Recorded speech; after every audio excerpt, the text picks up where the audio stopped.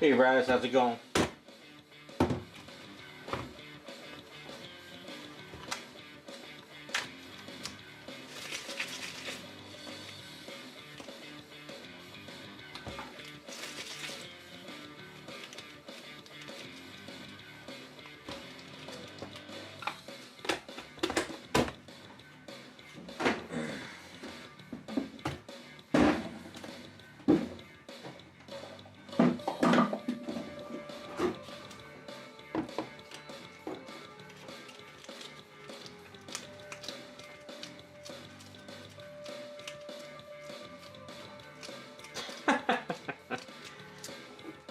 What, just a lot of little pieces or just a lot of stuff that takes time to print?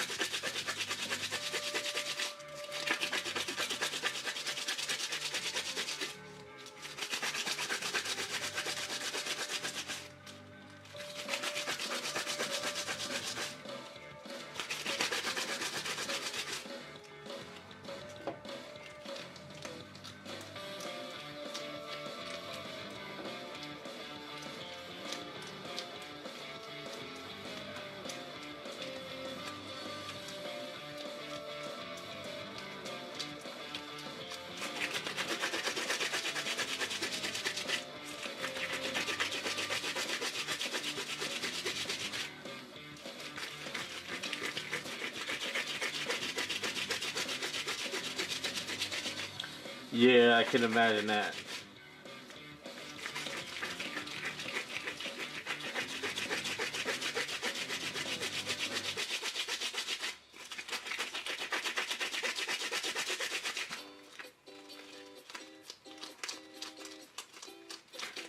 Tattoos are a bitch no matter what scale, probably.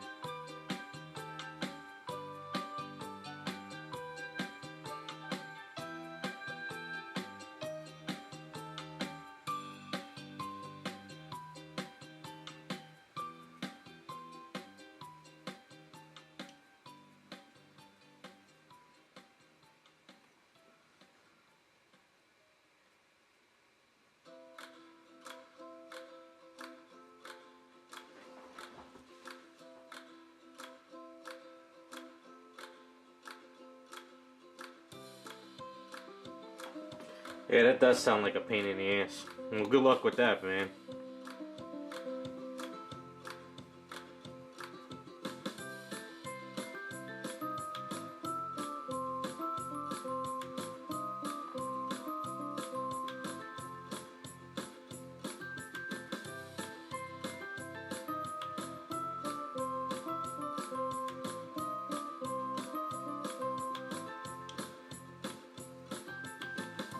Hey, what's up, Vigilante?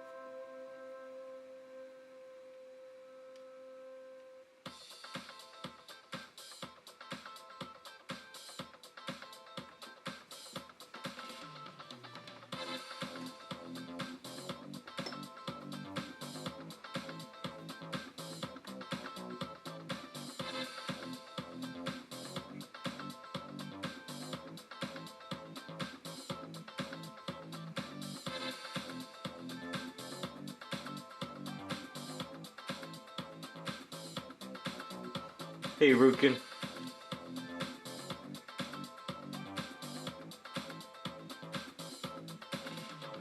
I know this one's a little bit far off, but I think I'll fill in the inside and bring it in.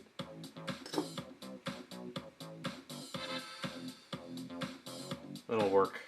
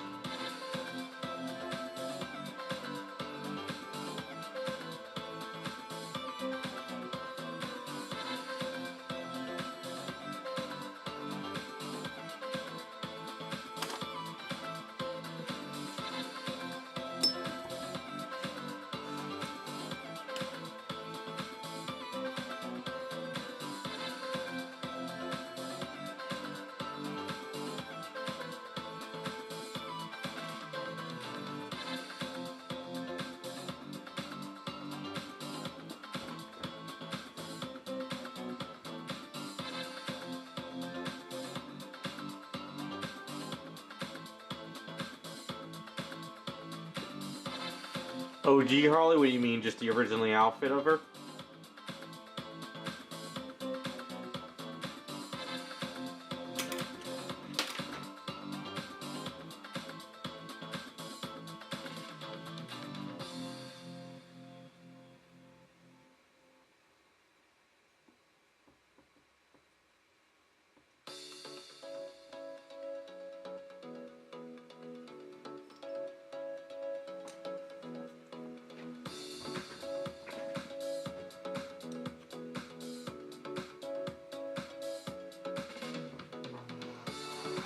Oh, you're doing the Hinata?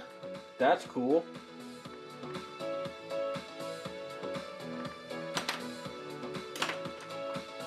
Is that just something you gotta customize, or is there a kit of her?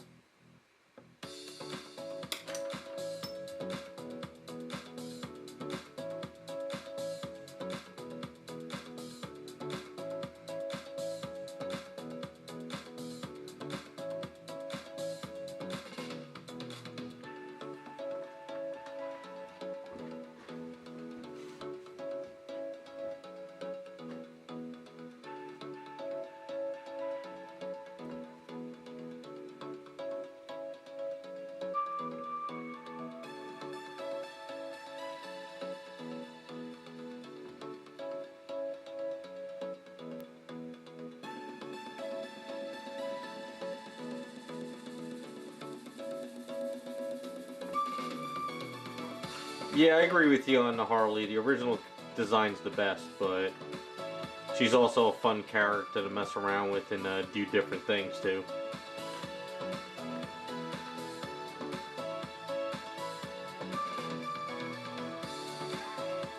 I always said Harley is like Jessica Rabbit. You could do her into anything, and it kind of works, so...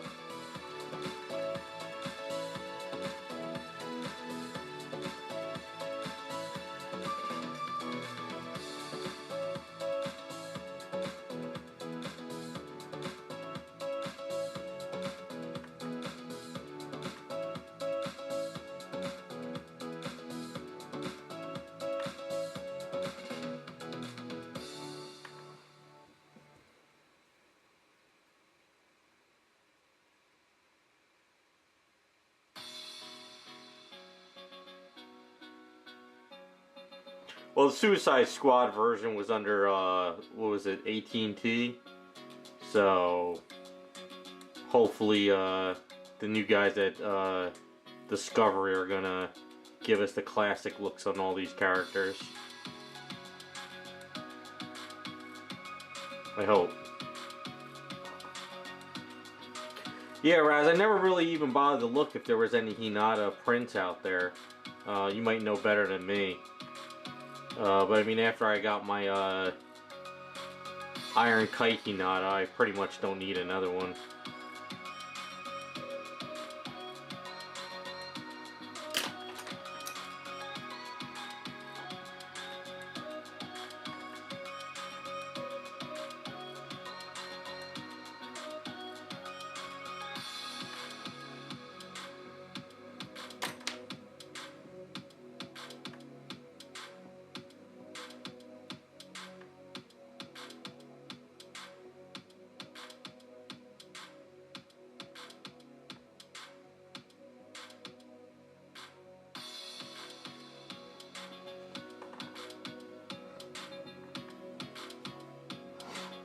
I never saw that Birds of Prey one.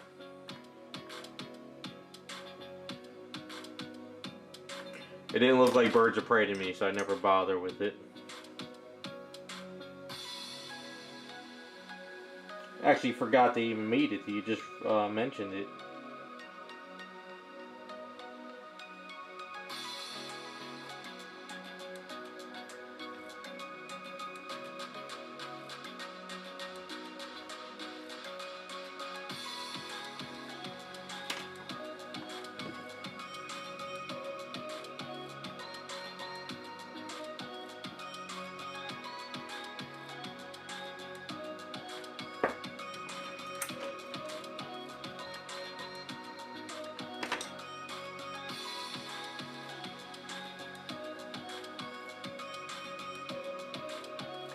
Although, in the second Suicide Squad, the Harley outfit she had on the helicopter or the plane, was an awesome outfit, but only lasted like 5 minutes. But that outfit was awesome.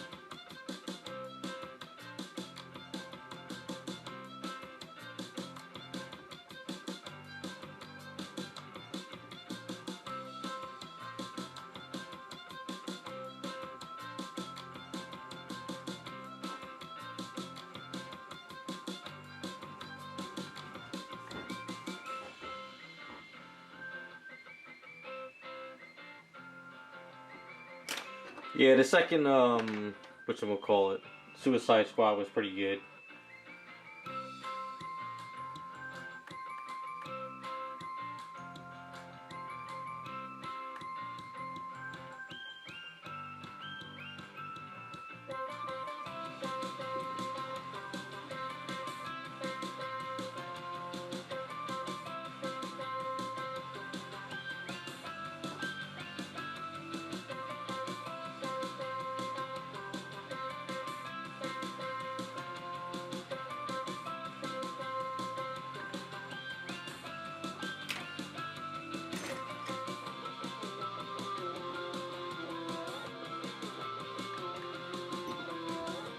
I liked it because in the beginning you get introduced to all these characters and you're like, oh, okay, we're gonna have these characters throughout the whole movie, and they all just got killed off right away. That was hilarious.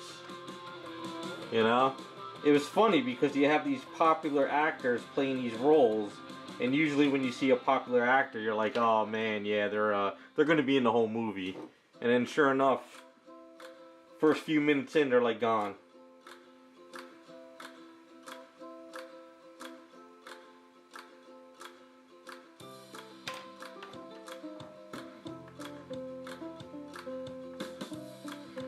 I mean, nobody's really done that in a movie for a long time. So all these actors want FaceTime, so they don't want to be killed off right away.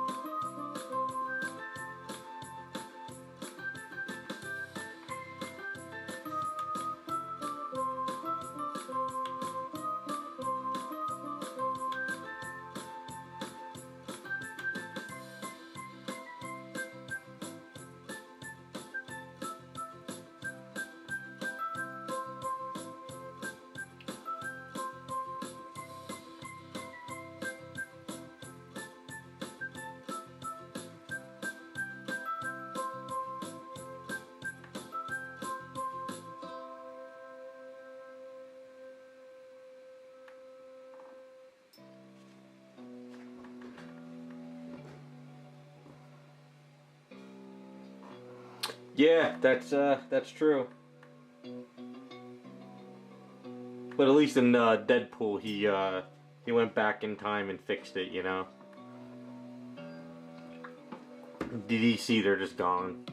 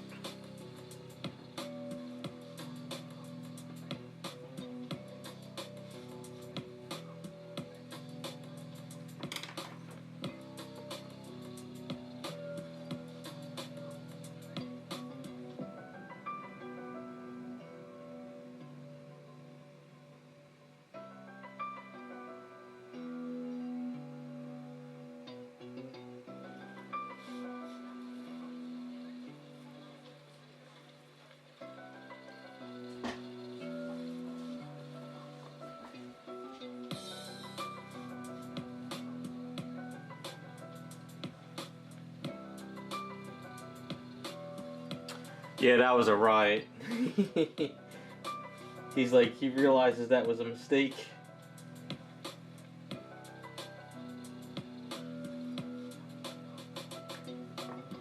But he signed the contract.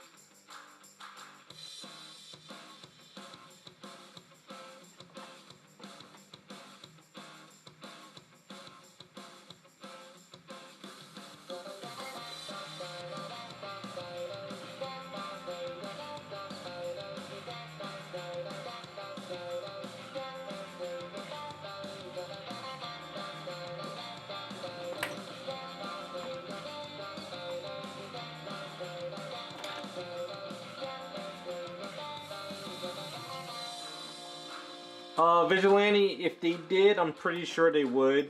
They'll probably change up the outfit. Well, they already changed their outfit in the comics. The only help I would have is if they put her into like the animated movies, you know, like under the JSA team. But in a live action movie, it all depends on if James Gunn really makes some good movies. Like if he does the Kingdom Come version, that actually might like be really cool. But we do have a new, you know, Discovery now owns them, and WB and them are not in charge anymore. So it'll be kind of interesting to see what they would do. AT&T really screwed it all up. They were, I don't know what the hell AT&T was thinking. AT&T was just like, yeah, you guys go do whatever you want. We'll hire some random person, so.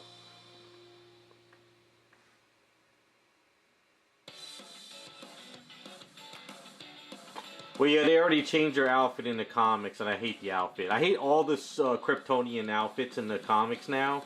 Everyone's got a jacket on, so except Superman. So everybody else has jackets, and Superman has the cape. So I'm not really a fan of the new outfits. But, you know, like always, they change up the outfits. It doesn't do well after a couple of months, and they go back to the original stuff. But I could be wrong, they might keep it forever, but the funny thing is her old outfit sells. The old outfits sell the comics. The new outfits really don't. And everyone I've talked to doesn't like the outfits anyway. They think that the new outfits suck. But you got the people on social media who are loving it, it's amazing. But they don't even know who the characters are. So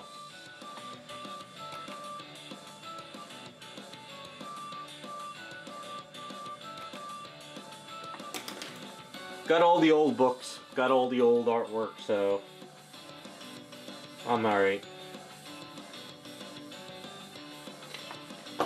I just enjoy the animated DC stuff, like Super Sons. I saw Super Sons, I saw Supergirl and the Legionnaires.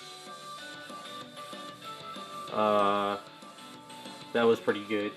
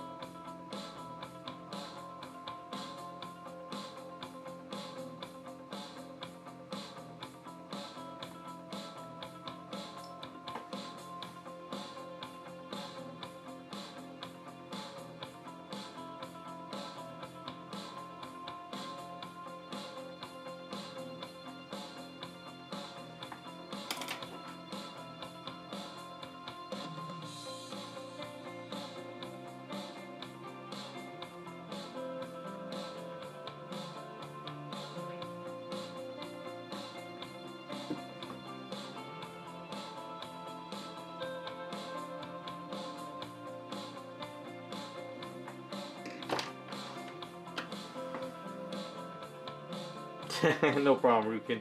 Yeah, I don't think the new stuff is doing too well. Everybody's reading the manga now. I think the comics would do good if the people who are writing it now actually knew the characters.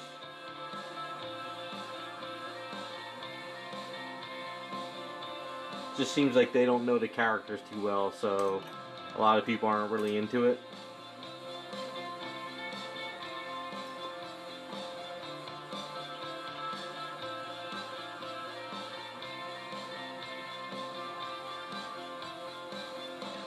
Let's let that. I actually got to show you guys. I got something in the mail today. Wash my hands real quick.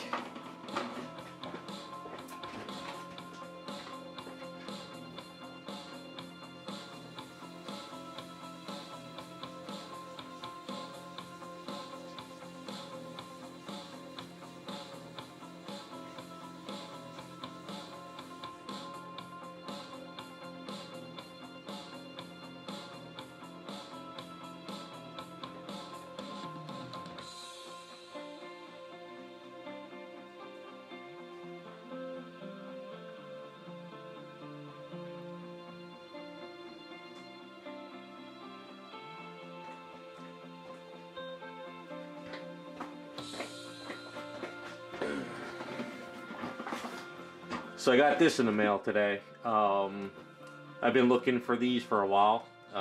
This is number Action Comics 461. This is after the All-Star Comics ended. So from All-Star 58 to 74 is Power Girl's first appearance and run.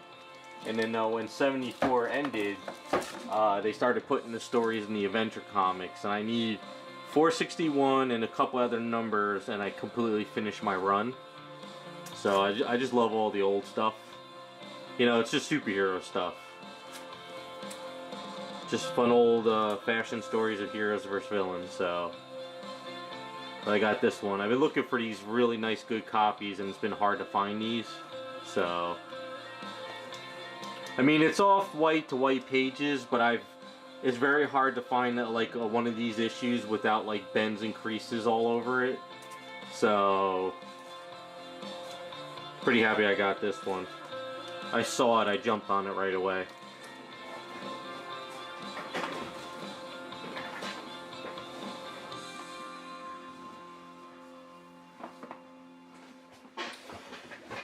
Yeah, I haven't. I got to get more into some manga stuff.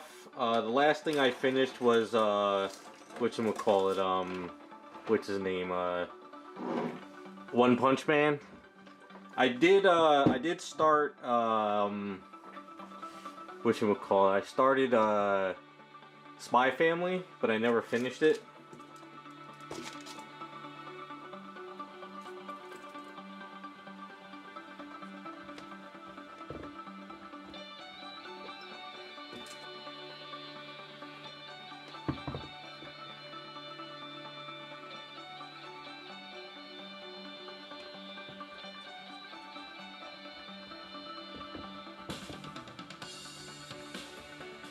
I heard Chainsaw, what is it, Chainsaw Man?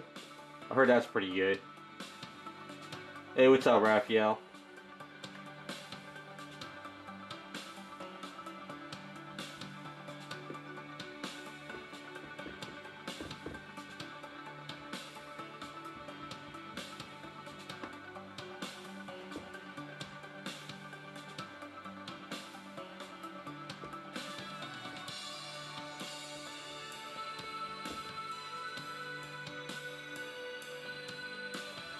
Just using up some of these, so I can get back on the Harley's hair real quick.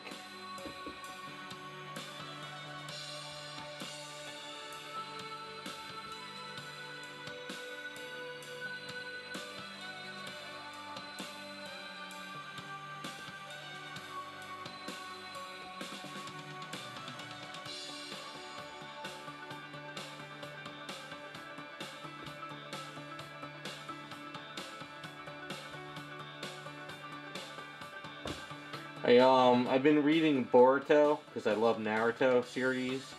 Not really liking Boruto too much, but I figured I'll read it anyway just for the hell of it. It's only one comic a month, so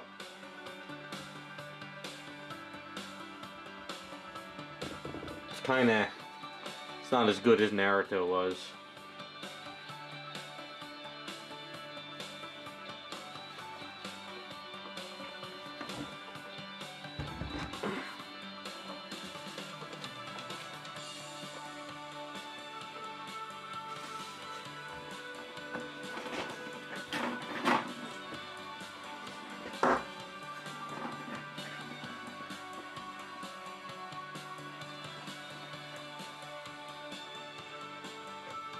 You know what it was? Is I think what ruined Boruto is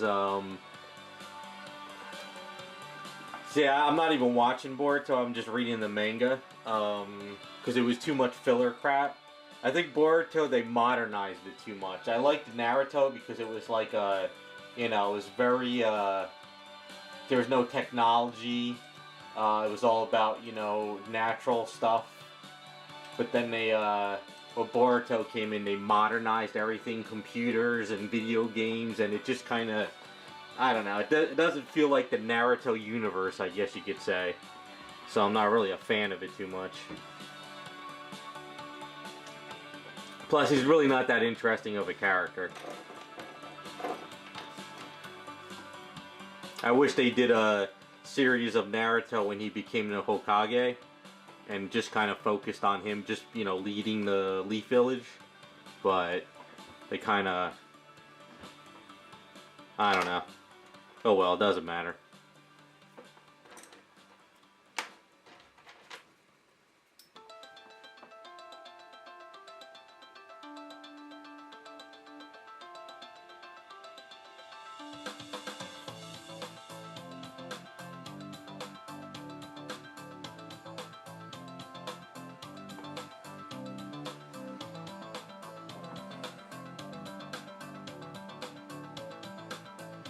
Yeah, they depowered Sasuke and Naruto, which is always a bad thing to do. Should never depower them.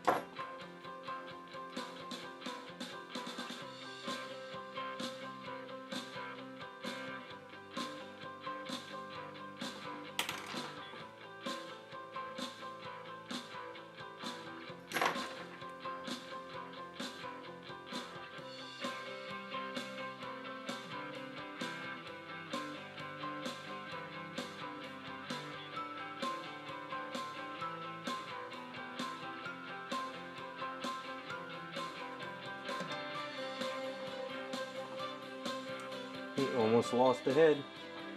Almost.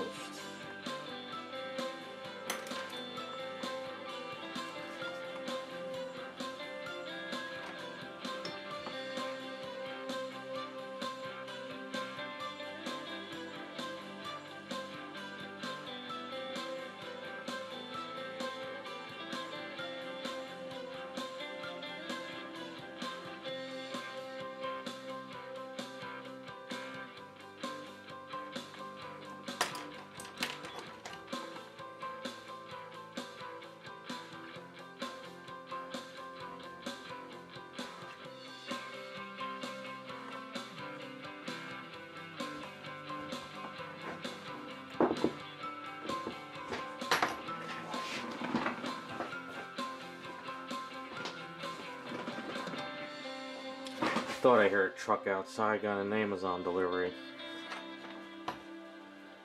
Hold on. Be right back.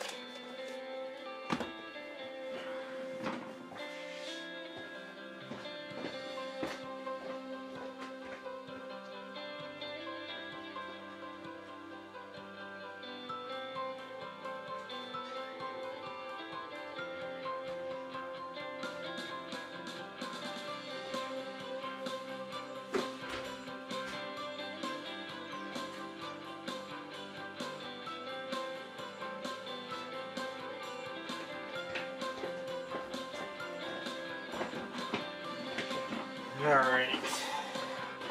Guys never ring the doorbells anymore. They just drop the packages off.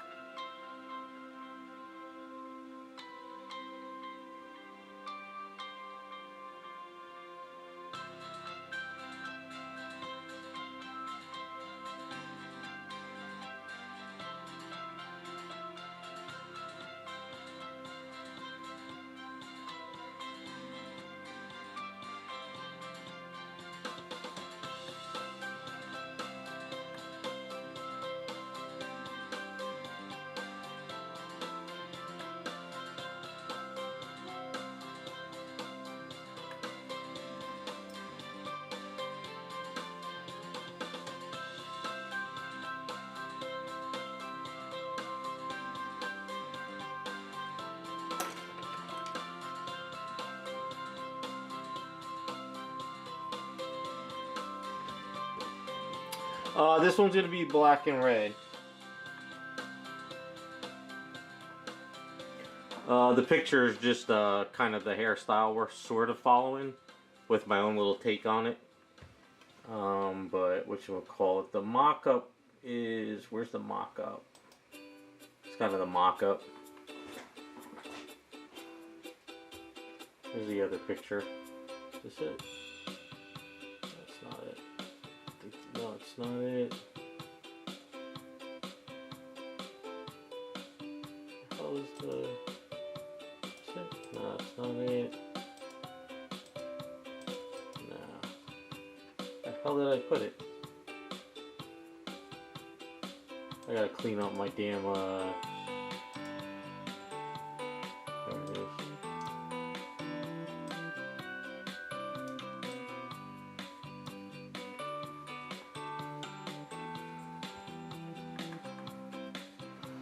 But like what I did is during the week I sanded this section down and had to fill this in another time. because it was 2. So I'll have to do the same thing with this one. This type of hairstyle I can't do in one shot. I have to do it in sections. So I'll do this section today, and then next week we can kind of build another section over here, maybe a section over there, and make it really puffy and kind of make it go all over the place type thing.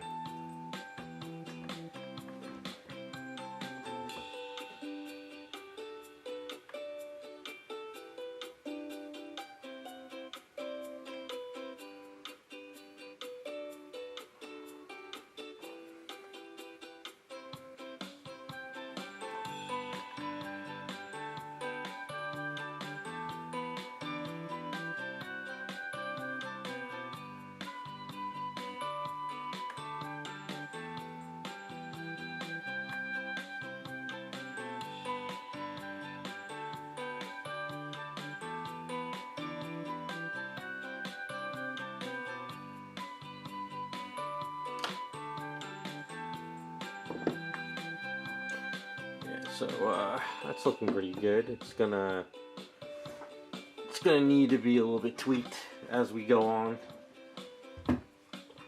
I wish I could do it all in one shot. That's not gonna happen.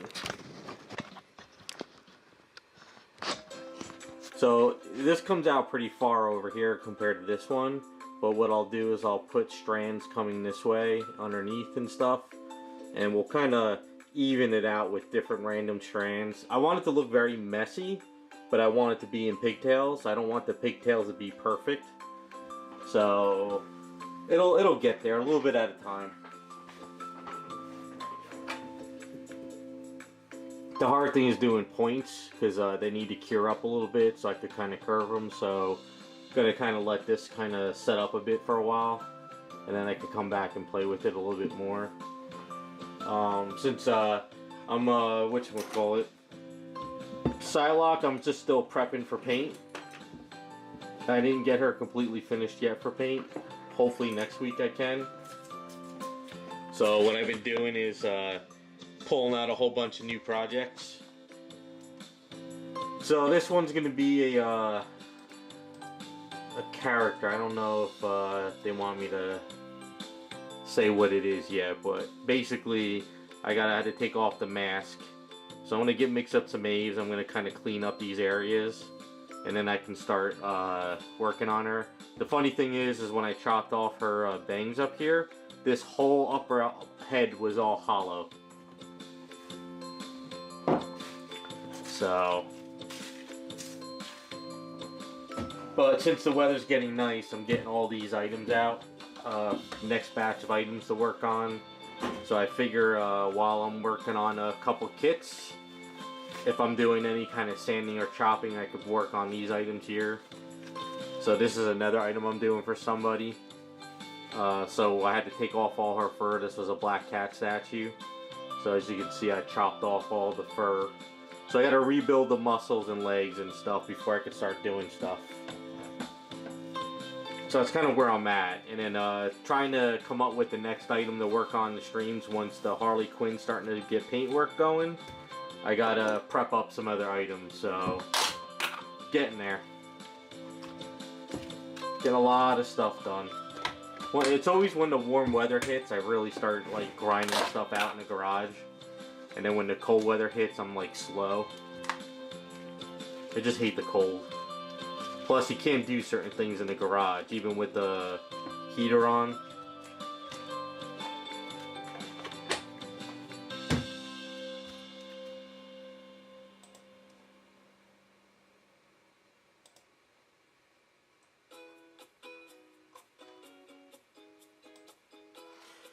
So I find it easier to chop off the resin and then put Aves on it and clean it up than to sit there and try to sand off the mask with sandpaper.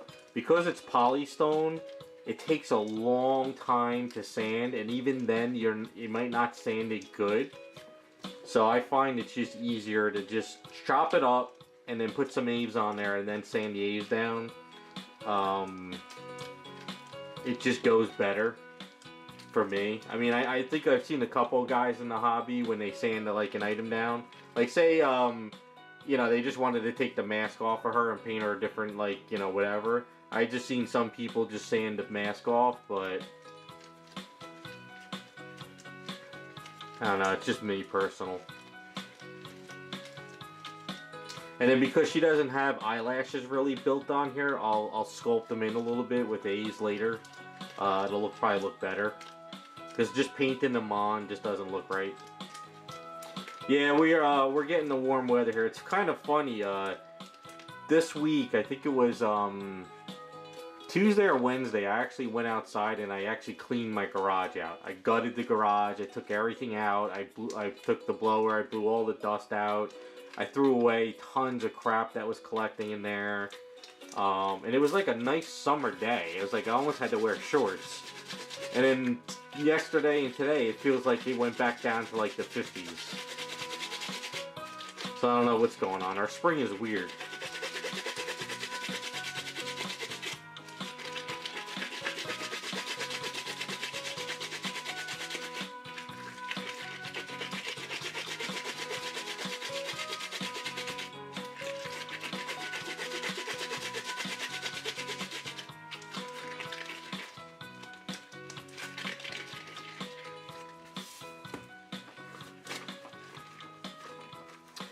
Hey Scott, yeah, I tried to use the fake eyelashes on these when I did my Power Girl custom, and for the life of me, I could not get them to work. I tried everything. I bought like 3 different kinds, and it just didn't work. Because you know what it is? These eyes are not like rounded for those things. They're not rounded enough. They're kind of almost straight, and they're kind of weird. So every time I tried to glue them on, like one section would glue on, and then when I tried to put it over here, it would like bend, and it just didn't work. So I gave it a shot, but then when I did the what was it, the Domino custom off of the Ember Frost a few months back, when I sculpted the eyelashes on there, it looked better. So I'm going to do that for this one as well. I think these are just not big enough. Hey, what's up, Raccoon? Yep, just a commission for somebody. I figure prepping up a lot of stuff. I might as well get this going.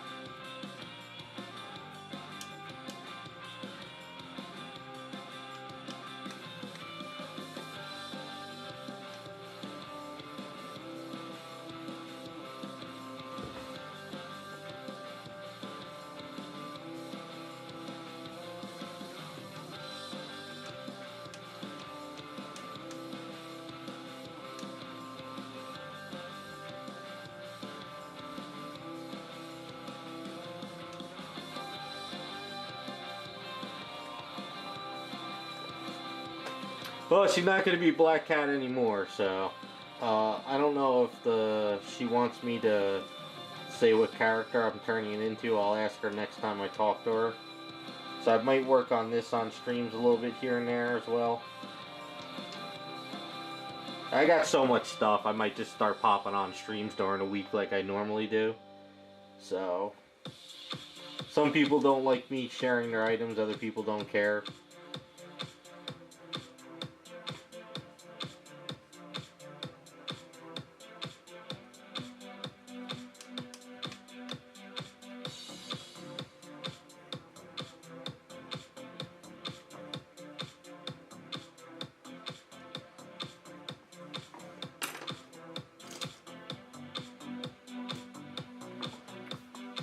No, not a Catwoman.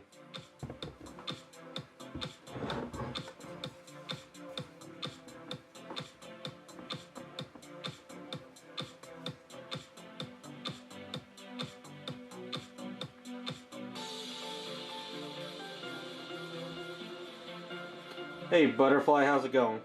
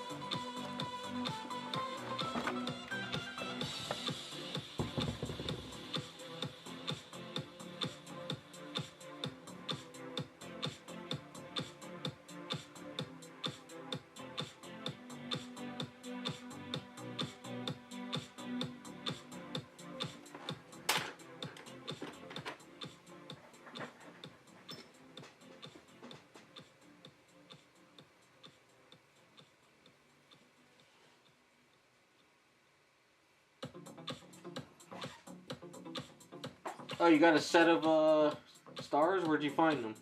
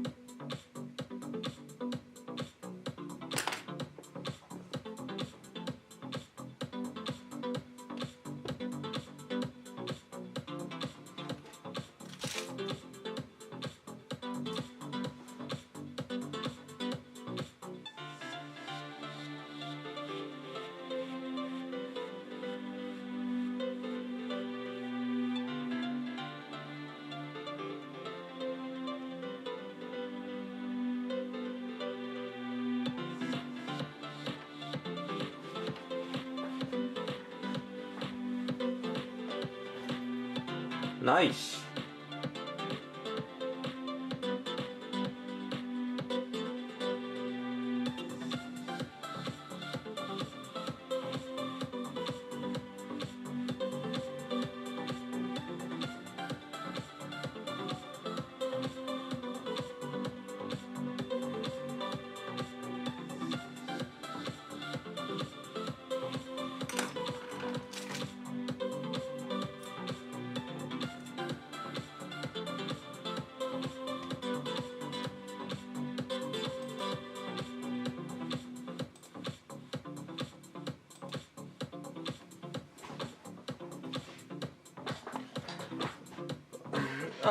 Yeah, when I first contacted Archer, we talked, and I said that I would love to see if he could do superhero eyes, and he asked me to design them.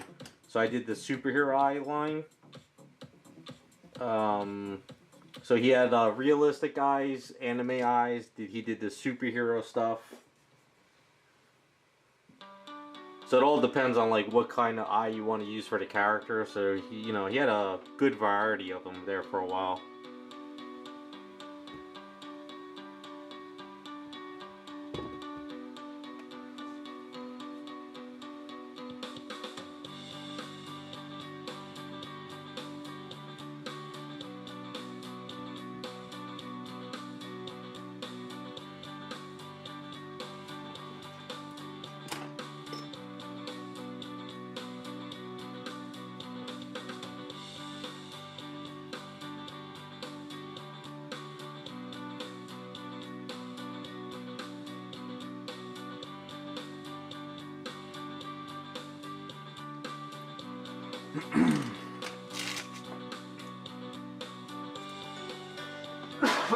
Excuse me. Oh. Allergies are kicking in.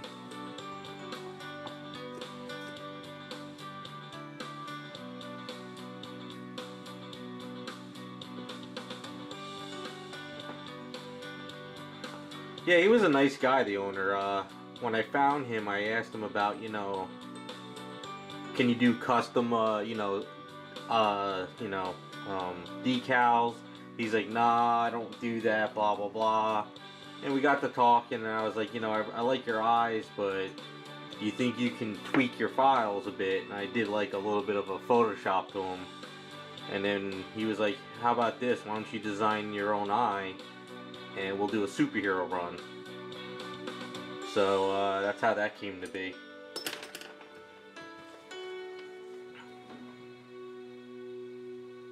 know what it is? It's just whenever I find a company or a product or something, I just reach out to them and I ask them, hey, can you do this? Can you do that? And the worst case scenario they can tell you is just no. But he was open to a little bit more of it. And then after that, he offered me up like a reseller account, which means I could buy it in bulk and then I can sell them and make a little bit of a profit. Which I really didn't take advantage of because I didn't really have a place to sell this stuff. I'd rather just send everyone to him.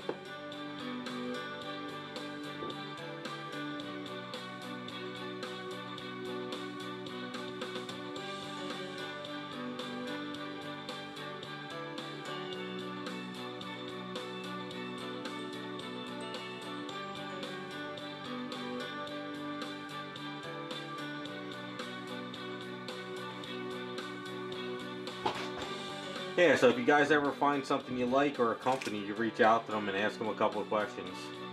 You know? But he was a nice guy, though. He was, you know what it was, too, is I reached out to him and I kind of introduced him into, like, the garage kit world. I don't really think a lot of people knew about him too well. Like, like, you know, I might have been wrong, but, like, the guys that go to, like, Wonderfest and Jersey Fest, so kind of when I reached out to him, I started showing him that stuff, and I guess that's when he was like, hey, man, try to get my product at those shows.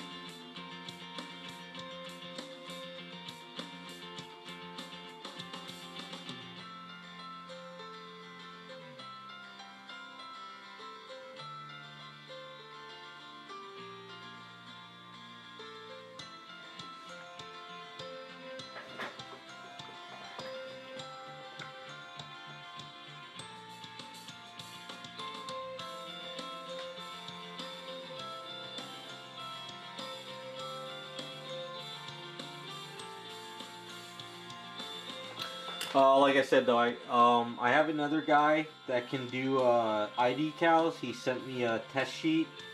I'm gonna try to get up a video next week if I can. So we'll have you have another option of ID decals. I just have to test them out. Just been so busy.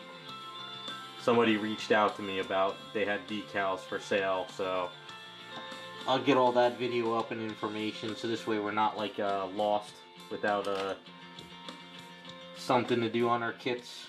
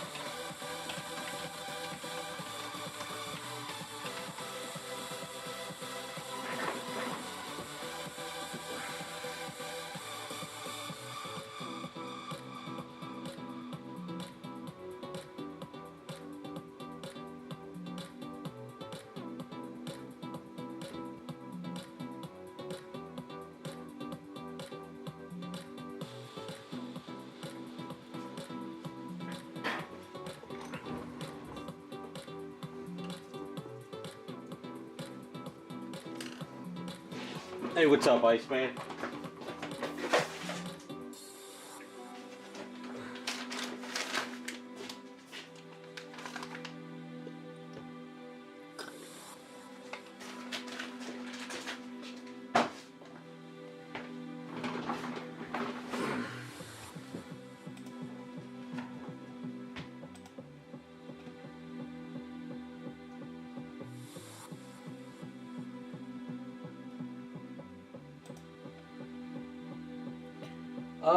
Busy week. I've been enjoying the nicer weather, getting stuff done.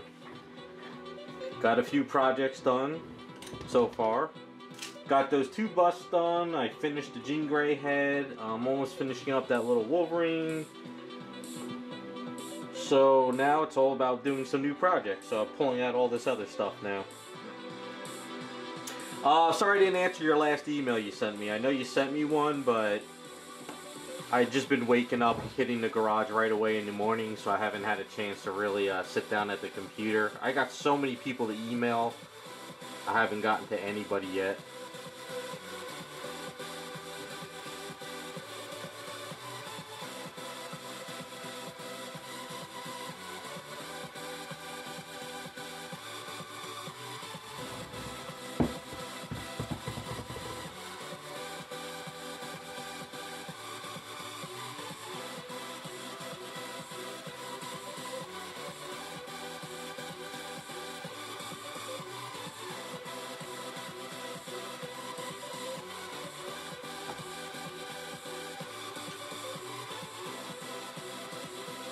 Oh, she's not going to be Black Cat, so it's going to go with the Domino that I did a while back for someone.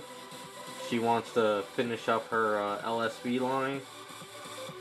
So if she gets back to me, I'll let you guys know if I can tell you what the character is. I just don't like to get people upset if I tell other people what projects I'm working on. Unless they say they don't care. Patreon's fine. I appreciate all the guys that signed up. It's not like I have, like some people on Patreon, they have like 300k followers. I just got like I don't know, like 10 people or so, 12 people. So I just appreciate the support. So I try to do votes, on Patreon for characters and what we're gonna be doing. So far it's, I can't complain. Any support I'm happy with.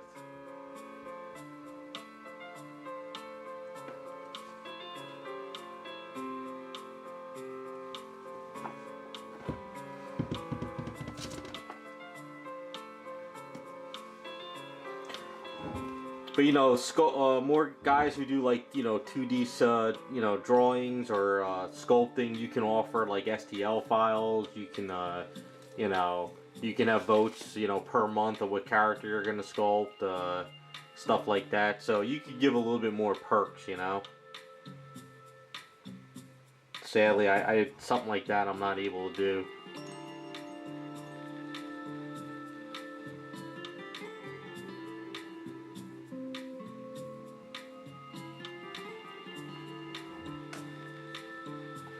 Yeah, some of those guys could bang out a sculpt in a month, but sadly, sometimes you could kind of feel that it's a rushed sculpt.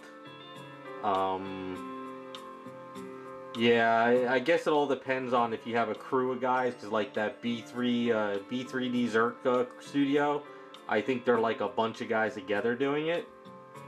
I think, maybe I'm wrong, but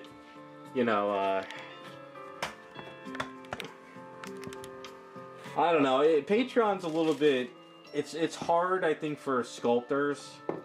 Like people who draw, I think, do a better job with Patreon because they can get a drawing out a month, and everybody can get a high-res file, and they can get like the work in progress files and stuff.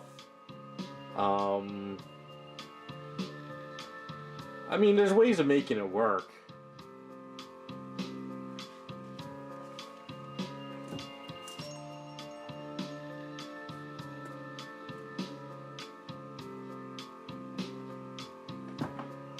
Hey, Jess. Yeah, it's I mean, I like Patreon, and I think people do really well with it. Just for me, it's kind of hard.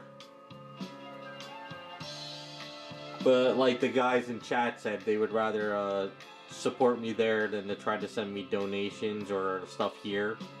So, which is fine. I try to give like the best type of perks I can with people voting on stuff.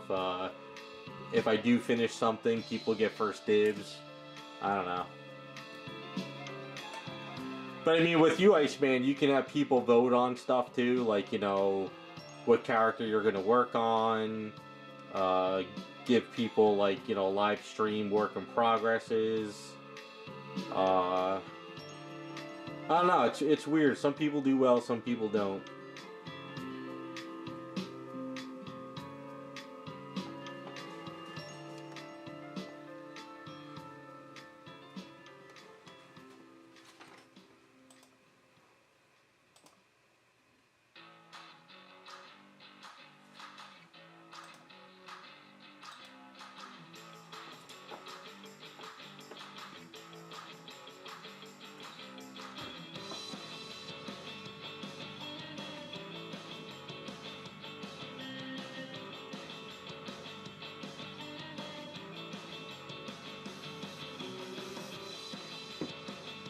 You know what it is? It's like anything, Iceman. You have to test the waters. You have to see what people like. You have to see what works for you. And go from there, I guess. I guess that's the best way of doing it. You know? You know, some guys, I guess, can sculpt, and they sculpt well, and they can bang out one a month. Other guys, you know, it might take them a year.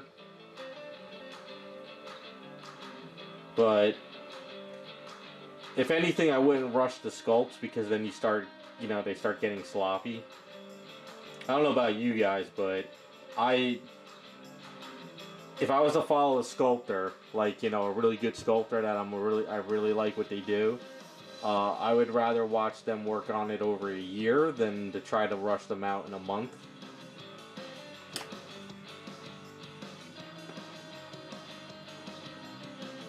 But I guess, like anything, you have to deliver something. You have to be in contact. Even like what I do, this stuff. So if I'm doing stuff for clients and, you know, real life hits me and I have to help my family, or, you know, I have to do something for a month or two, I always keep in contact with people. So I guess never drop off the face of the earth. That's kind of the worst thing you can do. I think that's for anybody that does commissions. That would be my advice. Always stay in contact. I mean, I try and keep everybody in the loop what I do, and then I always try and get back to people who ask about commissions. But the worst thing I know in this hobby, after all the years I've been in it, is when people disappear. Even if it's just like tell a friend to kind of do a post for you on your social media if you're busy, or, you know. Because I know back in the day when people were doing commissions in the hobby with traditional sculpting, and then you wouldn't hear about the sculptor for, like, you know, 6 months. Caused a lot of drama.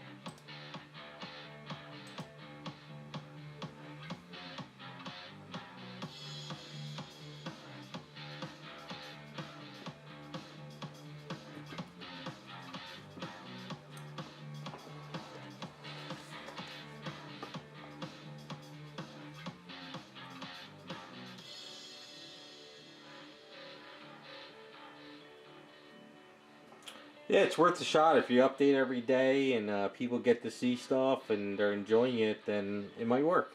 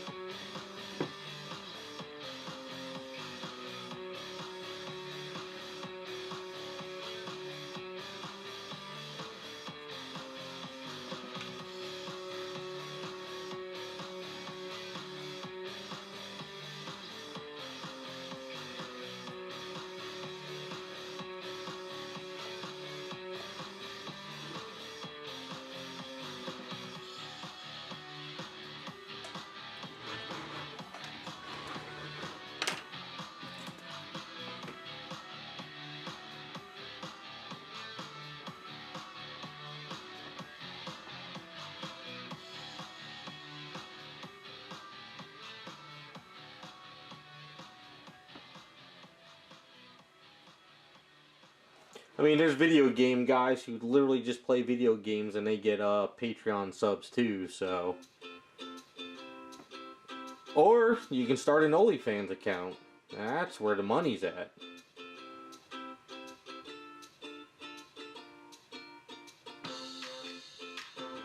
That's what I should do. I should start an OnlyFans account, but do all the nude model kits. But you can only see them if you sign up on my OnlyFans. Not me, that's not gonna sell. But the anime kit stuff will sell. Honey, that's where it's at. That's how you make the big bucks.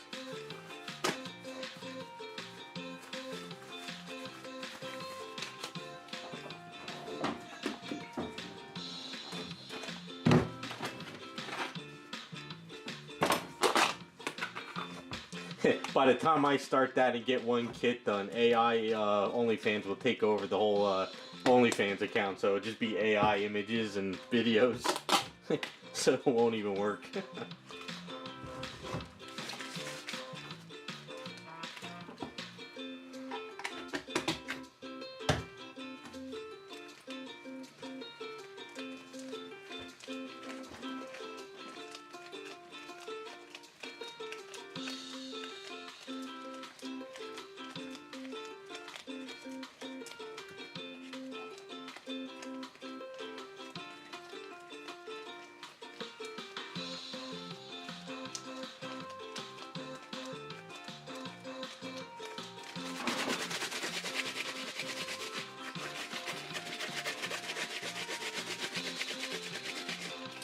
Yeah, Scott, I've been looking into it more and more. We talked about it on a few of the streams, and the AI stuff is really taking off.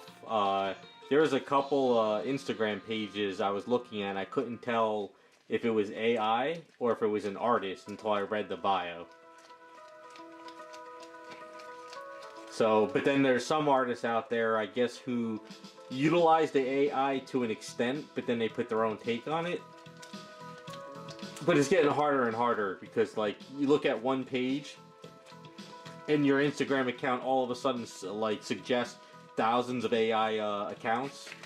So it's kind of hard to look at one page just to get an idea because it starts pushing out all the other stuff I like. So it's kind of weird.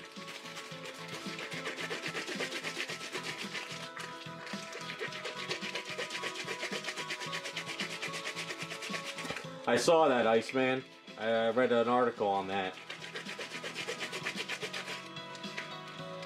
It's alright, sooner or later everyone will go back to traditional stuff, hopefully.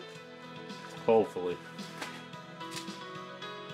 It'll be like the cool thing to do again, you know. Oh, you like traditional? That's the cool thing. I know I'm kind of lying to myself, but you gotta spread the word. Tell everybody it's the cool thing to do.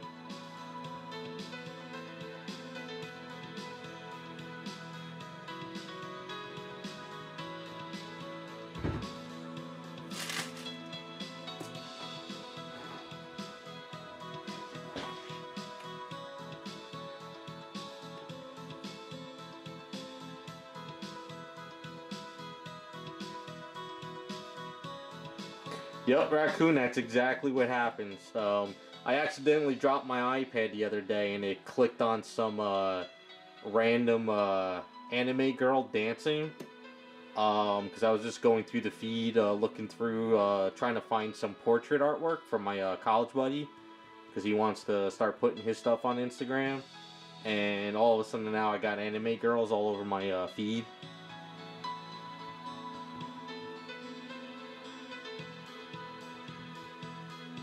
I love watching those guys on Instagram that do like the digital portrait making now. So it looks like they're painting, but it's, you know, it's on the program. I'm serious, Iceman, it did.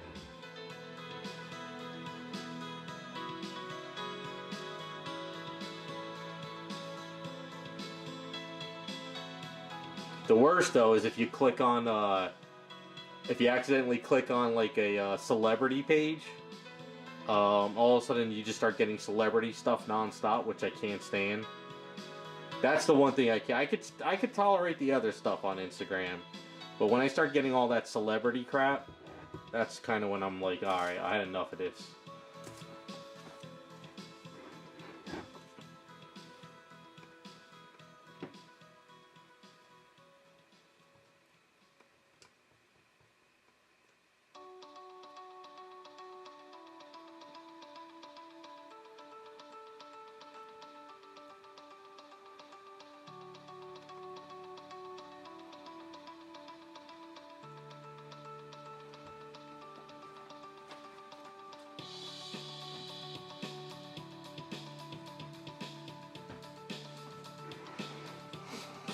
Yeah, Scott, they're all doing that. That's why I try to tell people not to message me on Instagram about commissions. Like, you can message me, but I'll give you my email and we'll discuss it, because I hate discussing commissions on Instagram because they're listening. The man's listening to me.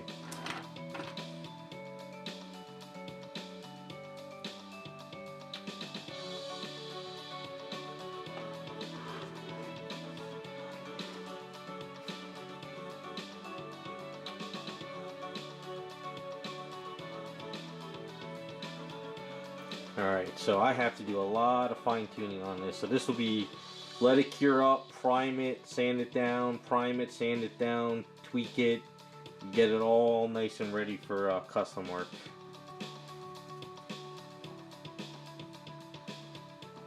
That was a bitch taking off the fur on her shoulders though. This was easy. This was hollow. All that in there was a pain in the ass to take all that off. But it looks pretty different without it looking like Black Cat now.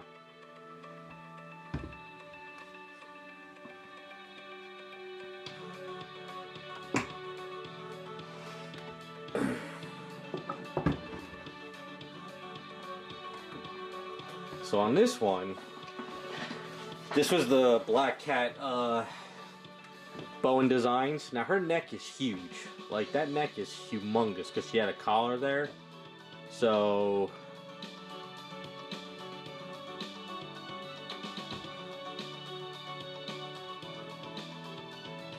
I don't know, I'm debating on trying to pop off the head and bring the neck down a bit for him. Not really a fan on how long that is.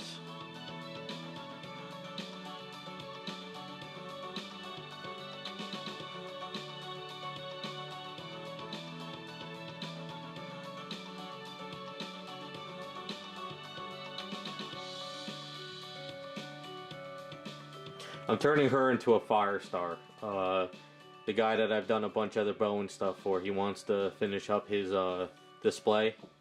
So we're using this for Firestar. But I don't like that neck. It's just so damn long. Like, even if I do the collar on her, the neck still feels too long.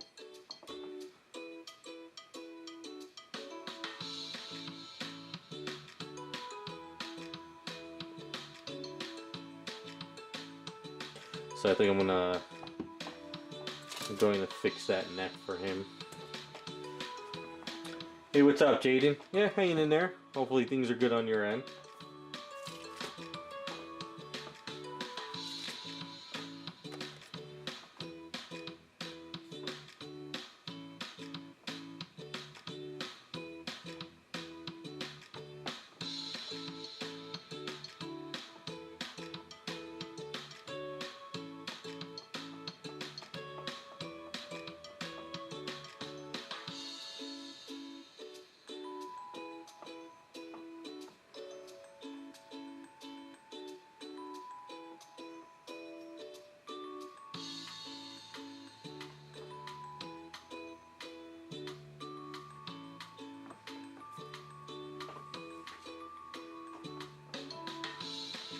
Yeah, this definitely could be a rogue pose too.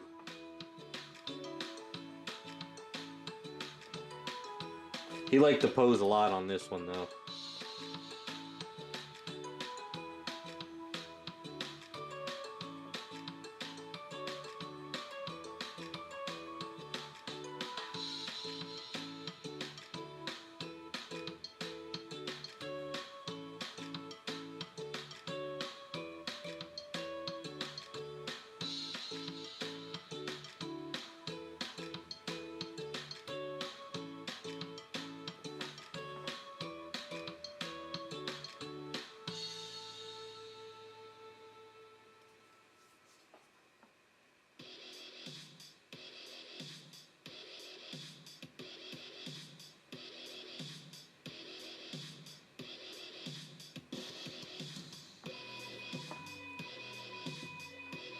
what I did is I just chopped off the fur, and then I'm just gonna rebuild the arms, because the fur was just kind of, the way it was sculpted and glued in was just a mess.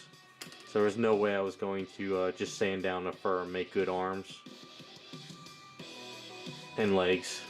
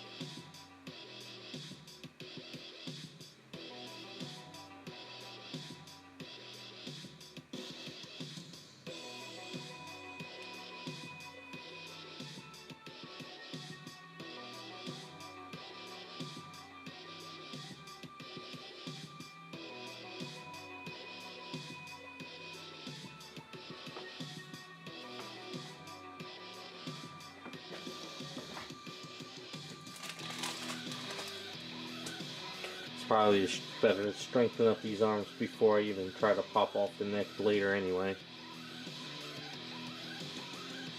Still worried about breaking our fingers.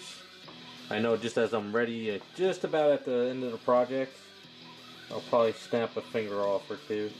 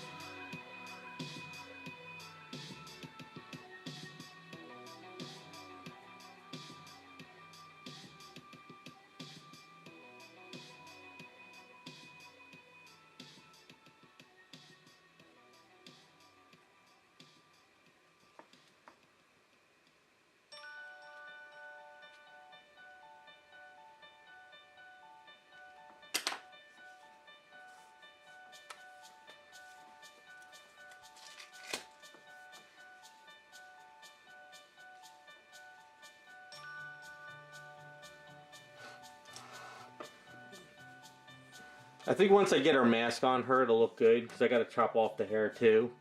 I think what it is the face looks good. It's the neck that makes it look weird. Like if you take away the neck, I think the face looks fine.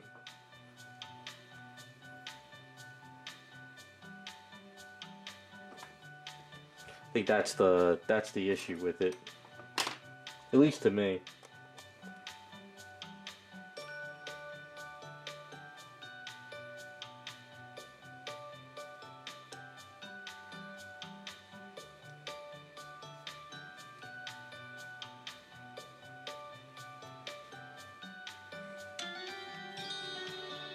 Hey Jacob, how's it going?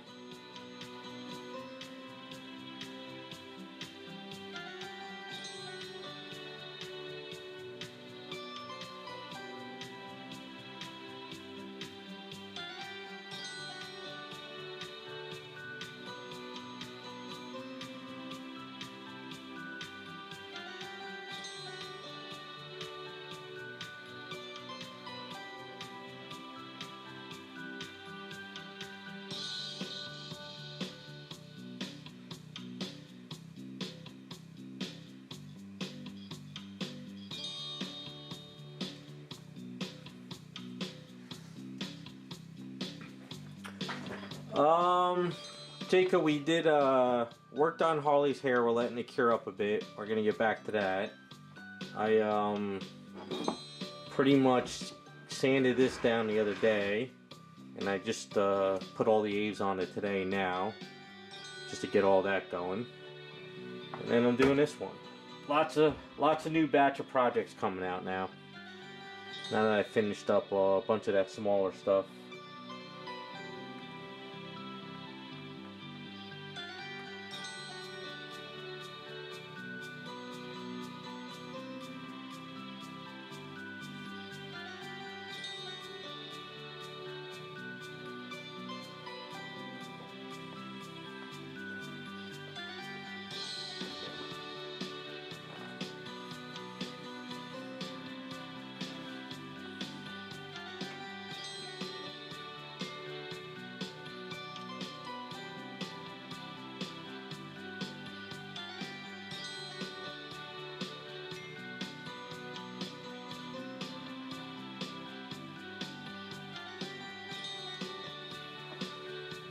Yeah, you could do a few things like that, Iceman. The only problem with Patreon, like, I can't, like, if I do one project and, you know, I want to sell it, you can't really sell that on Patreon.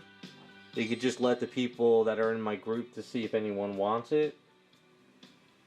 It's hard for me. It's hard to come up with stuff to do. So far, I think what I'm doing is okay.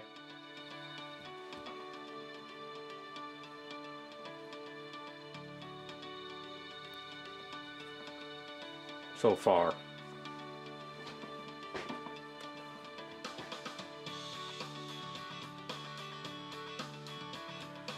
Jeffs, yeah, I got the Plus version. I think it's the Plus, HP CH Plus. Well, actually, I have two of them. Hold on, let me get this so I don't mess her up. I don't want to drop her arm on the... She doesn't even really go into the base that well. Wash my hands real quick.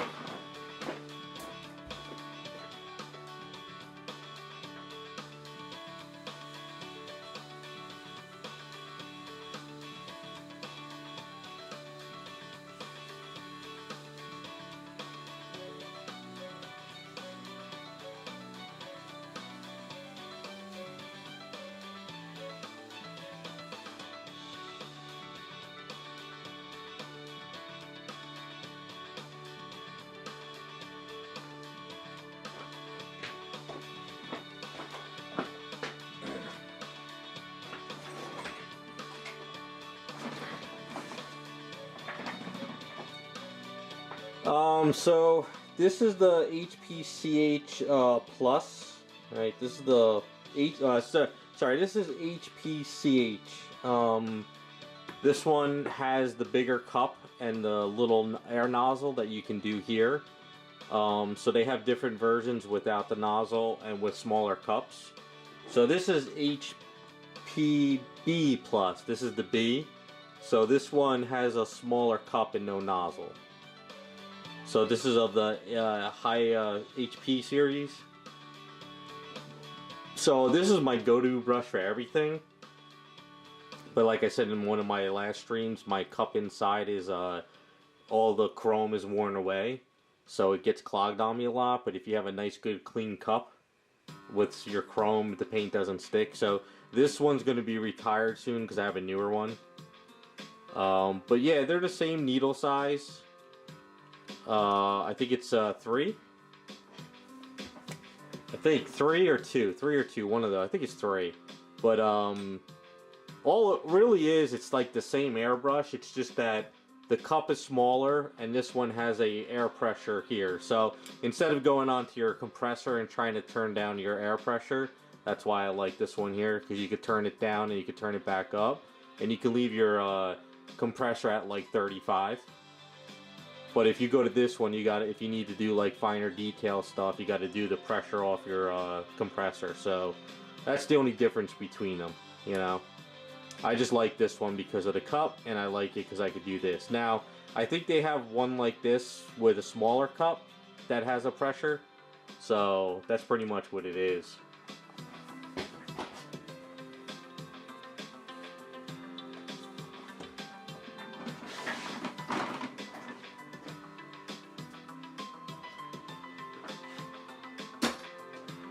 Alright, here we go. This is, alright, so I do have another one. So this one is a HPCH. So basically it's the same brush, almost, but it's got a different type of head, and it doesn't have the pressure nozzle here.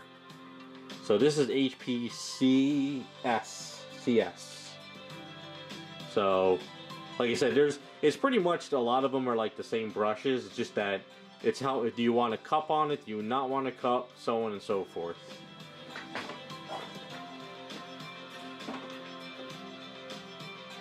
And then it's probably hard to see in my camera. So this is a newer one. Like this one's gonna be retired soon.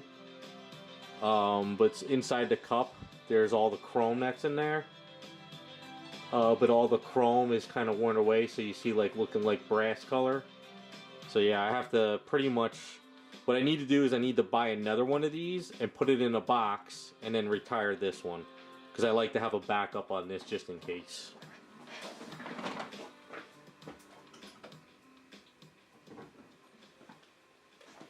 Yeah, I got a Revolution as well too.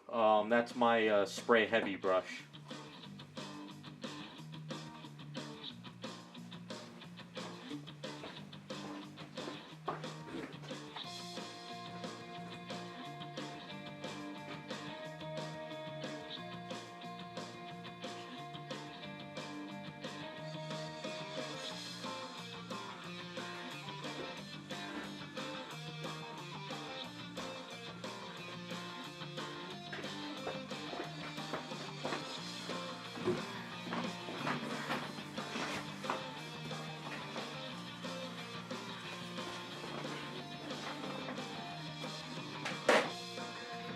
Yeah, I got a lot of them, collected them up over the years. So, this is my Revolution.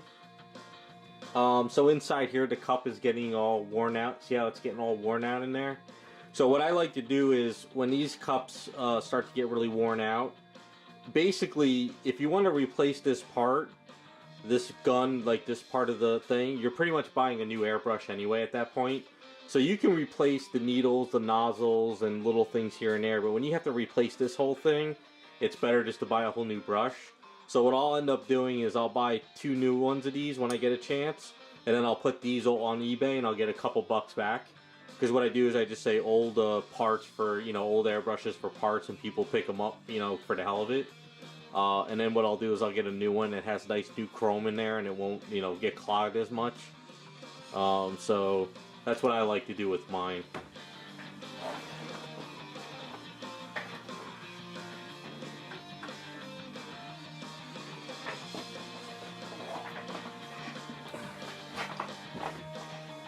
Yeah, I got a bunch more. I got a few other ones over there. I got the Pache brush. I got the old Badger that I use for speckling. That's what happens when you start buying up different brushes to try stuff.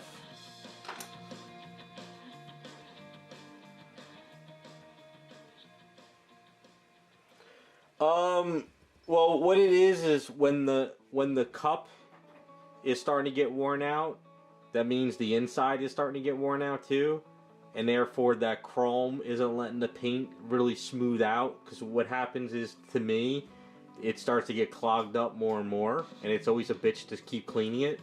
But when you have a nice new chrome cup, the paint just kind of slides right off with the cleaner, and it goes right out the airbrush, and you don't have to worry about cleaning it all the time. So now, the brushes I just showed you, I had them for about, I think, going on like 7 years now, and I haven't replaced those cups. So it's time to actually get new ones this year when I get a chance.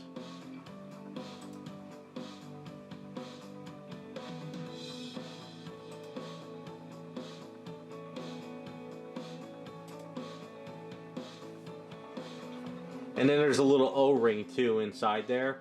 You have to take out the back of the brush to get into the O-ring, and those O-rings can wear out too. So you have to have a special screw to get into those. Let's see, I have the part here. And so you can pick up a special tool. Now the O-ring's kind of tricky. I've replaced my O-rings a few times, but if you screw them in too tight, they break. So this right here, this tool right here is to actually unscrew the bottom part. So the insides that are in this part here, there's this tool to take out that. Now there's an O-ring right in here. It's like right down behind this piece in here. It's so the paint doesn't come into the back of your airbrush. So this is a screw with a little bit like, this looks like a needle point. So when you take off your back airbrush, and then you take out all this stuff and you put this into here, and you unscrew your O-ring. It's done by a screw in there, and then you pop it out, and there's a little white O-ring. Let me show you. Let's see. I think I have a bag of them.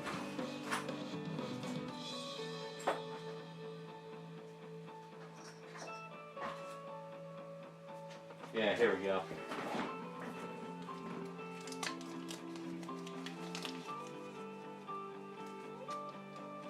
Oh wait, no, these are, oh, that's not them. Thought I saved it. Hold on. Got so many parts in here too. Let's see what we got. Here it is. Alright, so, it's in my other baggie. I don't know, maybe one day on a stream I should do a cleaning airbrush thing, or at least kind of explain it a little bit more.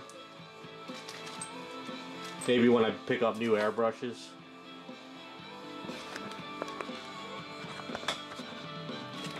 Alright, so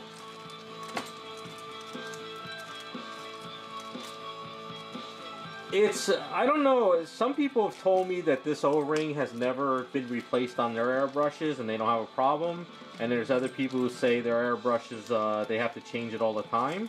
I think what it is it's like Teflon. So you see that little screw there? There's a little Teflon O-ring in there. See that little white thing in there? So that's your O-ring, and what it is your needle goes through this piece here, right, like so, and then this way paint doesn't go behind this little piece. Now to get this O-ring out of there, you have to get your tool. Now you could buy these that have the O-ring already inside the piece. So there's a little bit of a screw thing here. So this piece goes into your airbrush like this, and it's like a screw, see? Now, you got to be very, very careful with this O-ring stuff, because when you tighten it into your thing, if you tighten it too tight, what happens is you crush the O-ring, and then you can't get the needle won't go through it. So you can see how my little O-ring is kind of ripped there. So something happened where I tightened it too tight one time and it ripped. So, and that little screw is inside the guts in here. It's like right in there. Now, people have told me that they've never had to replace theirs, but other people told me who do a lot of like, whatchamacallit? Oh, it's already on it, duh. Do a lot of like chemicals that like lacquers and enamels and thinners, their O-ring goes bad on them. I don't know. So it's something you gotta kinda, if you start getting a lot of paint that gets like in the back here, I think it's a problem.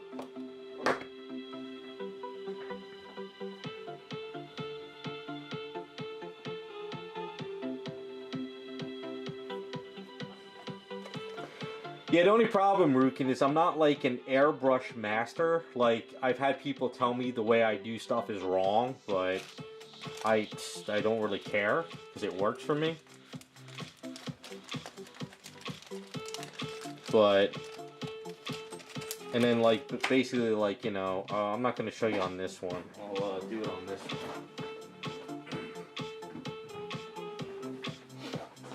So, say, you're having a problem in here, like, you know, like when you're pushing this down and it's like sticking. So that's why you need this tool.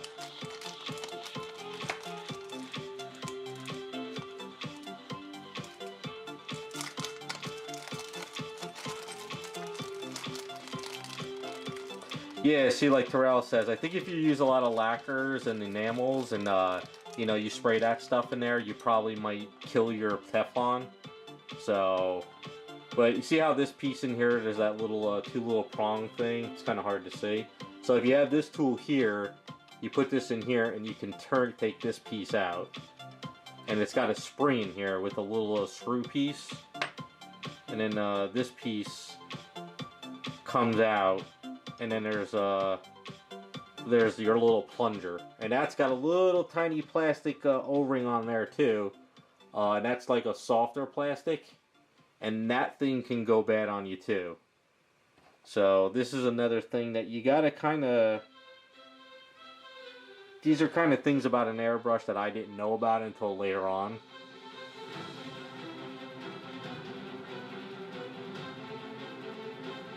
And then you gotta line it back up.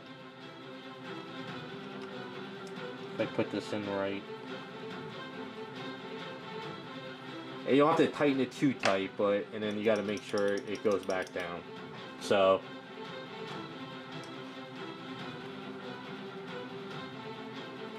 You know, yeah, there's a couple of people that told me some of these airbrushes don't have these things, but honestly, everyone's told me every one of them have it. So I don't know.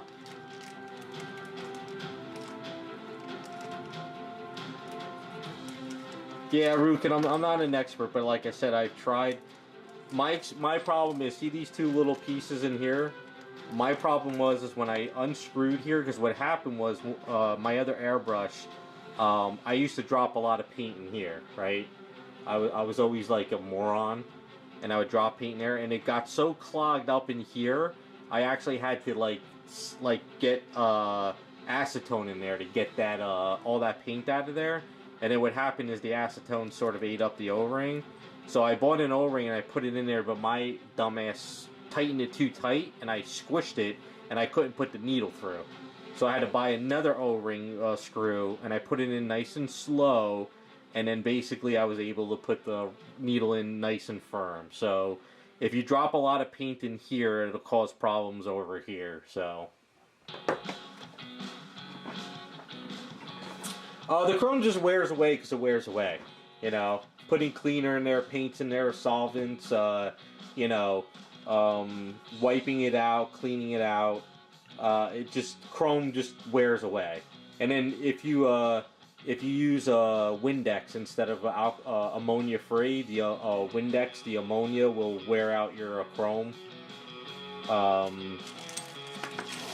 Just age, that's all. It's just, you know, these things, they can last forever, but they're not going to be as good as a brand new one.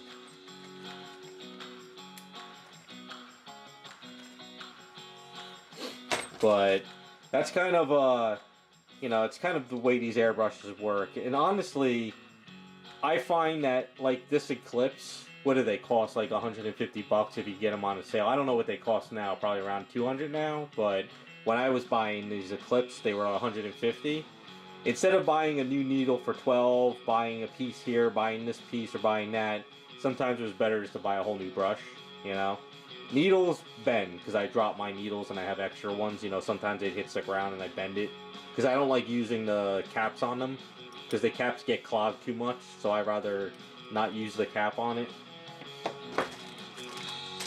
But that's kind of my take on airbrushing. Yeah, I like I said, I know some guys out there who are pros and they know exactly what to do and blah blah blah.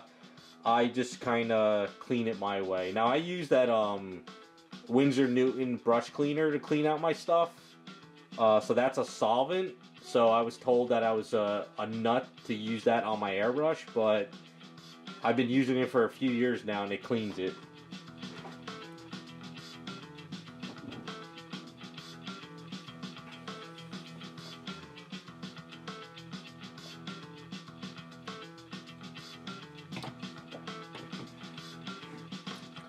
Hey, what's up, Hangerbird?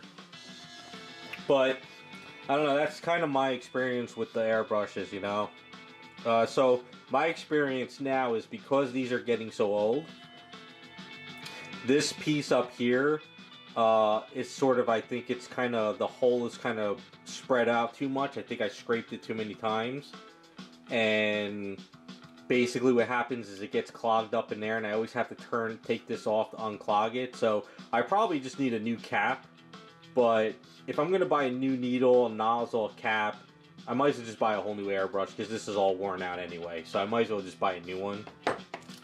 But it's always good to have extra needles, I find, because nothing sucks more if you're not paying attention and this hits the ground and you bend your needle. Or even if you're working on the statue, you know, and you're not paying attention and you smash the, you know, tip of your needle onto the statue, because like I said, I don't use caps, and you bend it, always have extra needles on hand.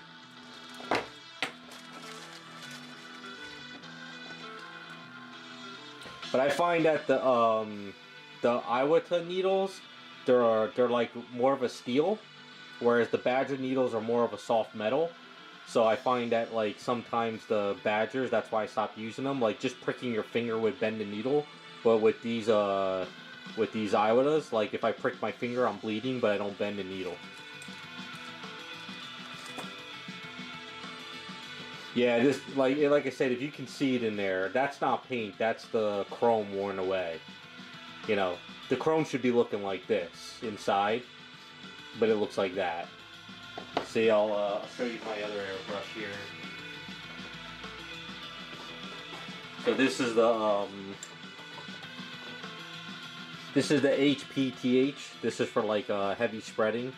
So you see how that cup in there is all chromed out? And then this one is kind of all, you can see all the copper. So when I put paint in here, see how the paint's sticking up here, but down there it doesn't really stick because it just goes right through it. So that's nice and smooth in there. This is all like crusty and worn. So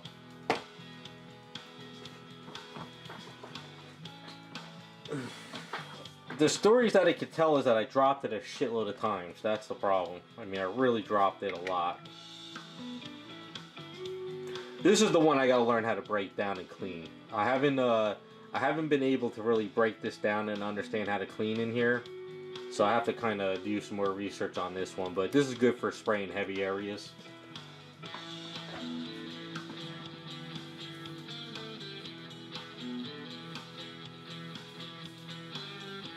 But I've been using acrylics, you know, forever, and I haven't had much of an issue. So like I said, I use this, I use the Winsor Newton cleaner. So this is a brush cleaner, Winsor Newton brush cleaner. It's like almost like an acetone, but it's like safer for your brushes and paints. I use this on my airbrush to clean. I did a video on it with this stuff, and a couple of the guys in the hobby said I was absolutely insane to use this in my airbrush, but I don't know, it works and it cleans it, so whatever.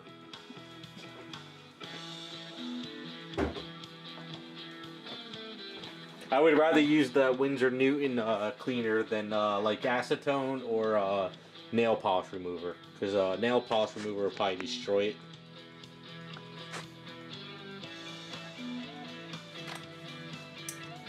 Let me wash my brushes real quick.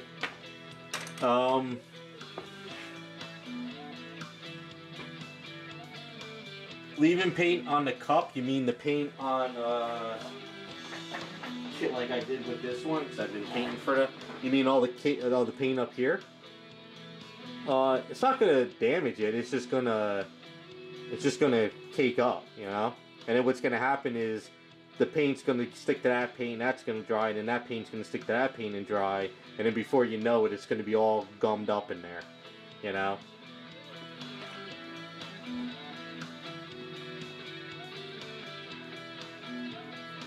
I try to do like I've been painting all week long, so now at the point now where I'm kind of like getting stuck when I pull it back, and it's just getting clogged in there. So I clean it up. So I try to clean my brush at least once a week, but that's because I do a lot of painting. If you guys are painting like maybe just on weekends, try not to let your stuff clog up in the inside. Like clogging up here is okay. But clogging up all the way down in there, that's a problem. That's where you're going to get all your stuff caked up. Any clogging up in here inside your needle, that's going to be a problem. And this piece in here, I've been letting paint get in there, and then that clogs up, and that's a problem. So The goal is never to let any paint clog up in here. Even when you're done airbrushing, if you put some paint in there, like some cleaner, and you pull your needle back, if you're starting to see clouding paint in there, you still got a lot of paint probably up in here. So like what I do is I put water in and I kind of do, I'll show you, you know what, I'll put on the other camera to show you real quick.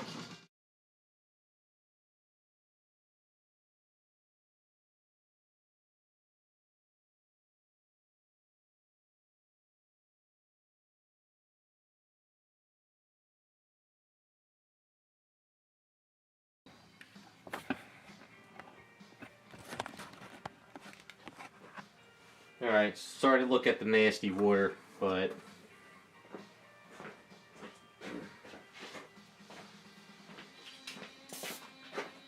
alright.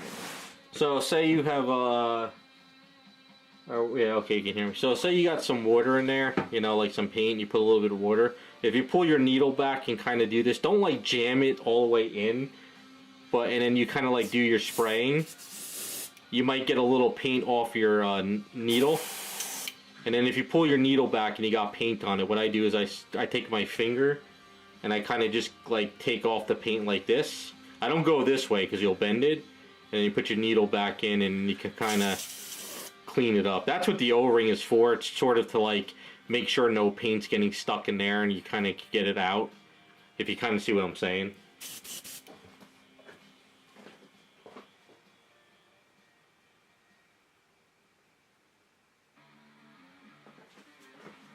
Yeah, I don't use lacquers and I don't use enamels, but when I do, I have a specific brush for it. So that's, you never want to mix the cup with enamels and acrylics, because if you do it in the same cup, what happens is you the enamels will pull up the it'll pull up the acrylic and it'll start splattering nasty shit all over your item. What the hell did I do with my, hold on.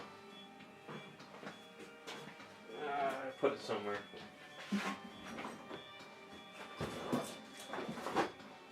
Anyway, well.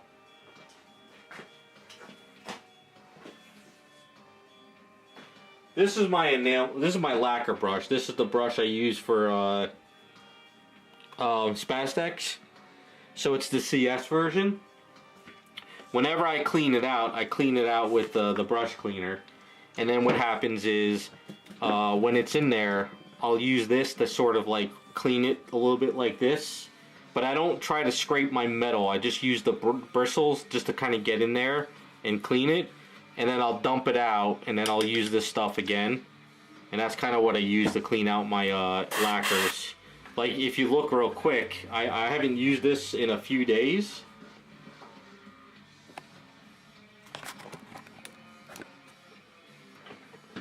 Like, you can probably see it on my hand.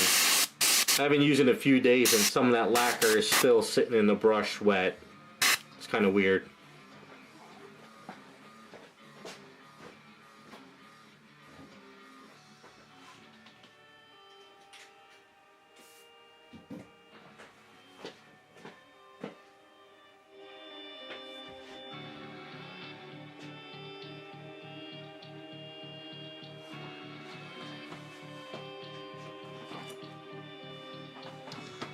Alright, let me wash these real quick before I forget.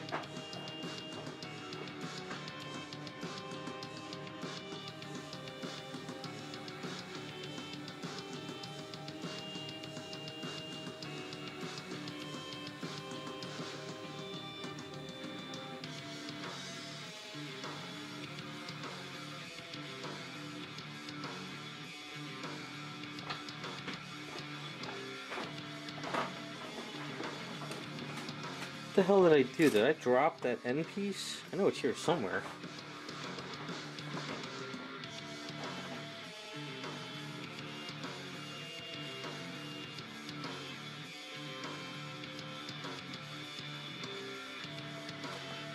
Yeah, I try to clean my brushes a lot, but when I'm sitting there and I'm painting for like 10 hours a day, and then afterwards I'm just kind of like, Alright, I'm done. I gotta just kind of clean up. I just get it like sort of clean. The airbrush mix that I used that I got from that website, it's at the tip of my tongue. I did a video on it with the alcohol, the ammonia-free glass cleaner, and water. That stuff is great because I'm not wasting a lot of money on, like, you know, brand name cleaner. So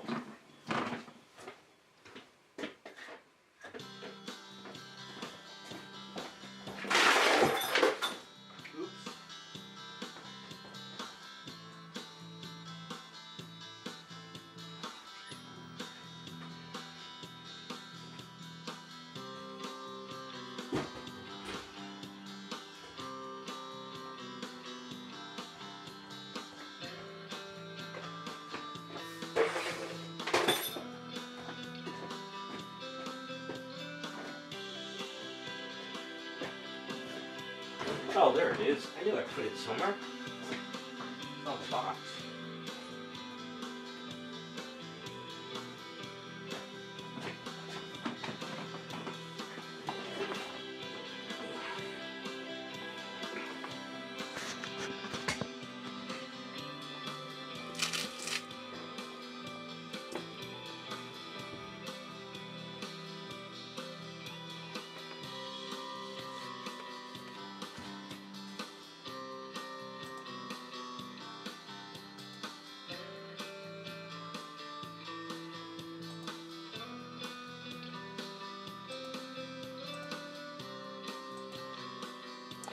I don't know. Like I said, I had a couple of people in the hobby tell me what I'm doing is wrong.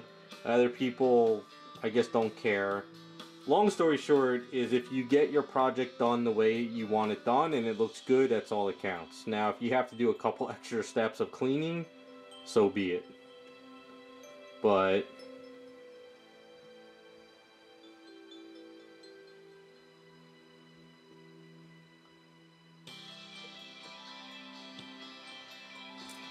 you know, I know a couple guys that say that they will only buy the cleaner from the company. They won't make their own.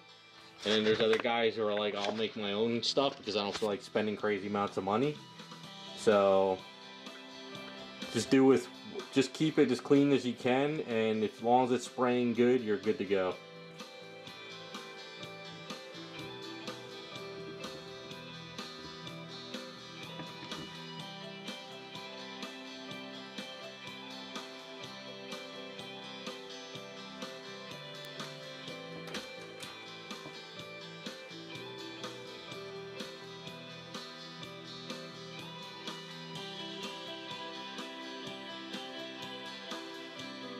I feel you get what you pay for. If you want a cheap airbrush, you're gonna run into issues.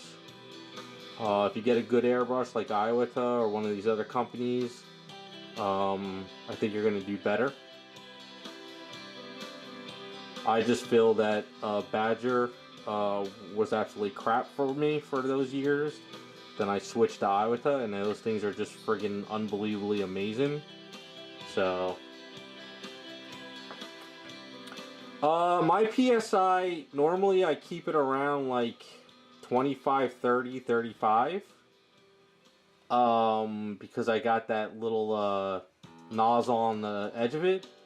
But depending on how much of a flow I need, I can mess with my compressor. I know there's a guys that will use, you know, oh, everything's got to be at 15 PSI and, you know, blah, blah, blah. I run it fairly high. Because you know what it is your airbrush has, I have the dual airbrushes where you push it down and pull it back. So if you have it at 35 and you can still control it with your, you know, your handle, you should be fine. If you have a habit of like jabbing your needle and pulling it back and you're getting a spray all the time, you gotta learn how to get that control. You know what I'm saying? When I started airbrushing, I used to buy those airbrusher magazines at the Pearl, and they used to show things like people should sit there and like practice your lines. So when I first got into airbrush, I used to spend hours practicing my lines, trying to do like script in like the same pressure. So I used to practice and practice and practice that as much as I could. That was the days before the internet, so I was reading that magazine like crazy.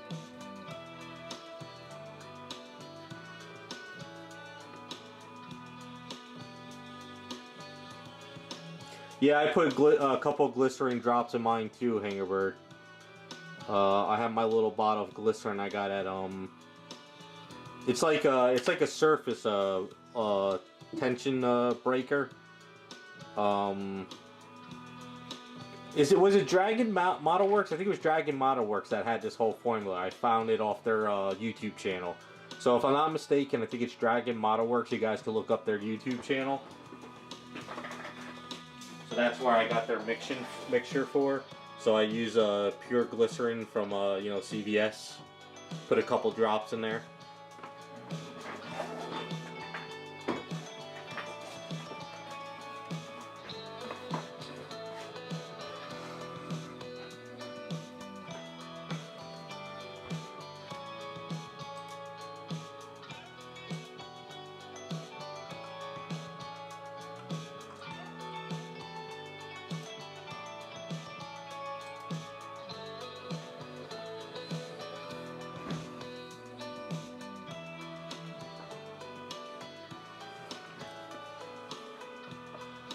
Probably, yeah. They got a great YouTube channel. I should definitely check them out.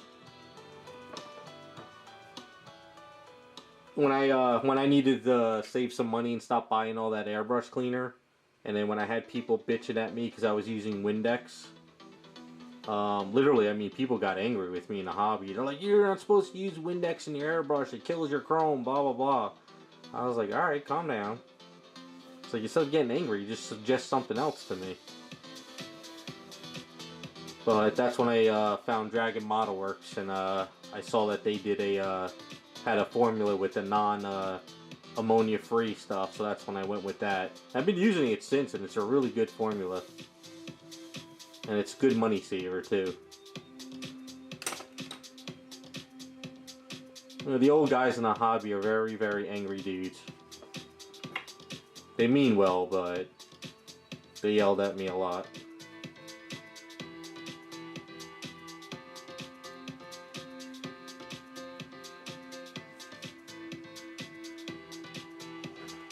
Yeah, if your chrome worn out really fast, it's probably because of the Windex.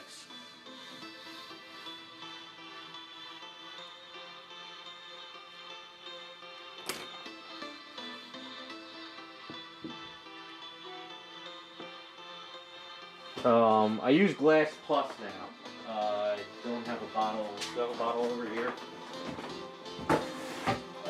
My last bottle. I gotta go buy more. So Dragon Model Works, they suggested ammonia-free Glass Plus.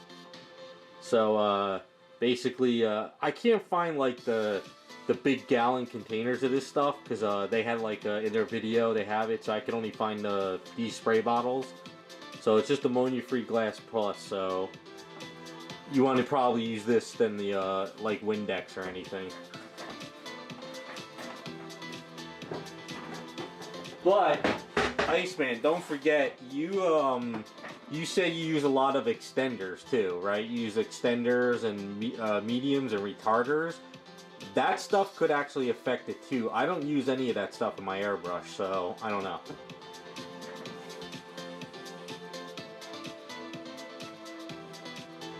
Oh, I bet, Hangerbird. Trust me, I've had a couple guys I know in the hobby. They've told me some of the things I've said on my YouTube channel are wrong, but whatever.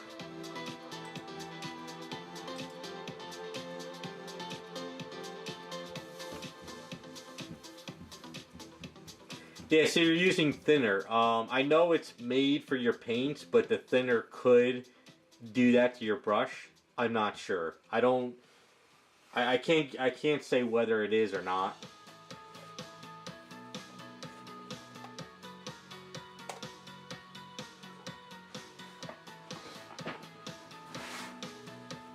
But as long as you're still getting a nice flow and you're spraying good, you should be fine.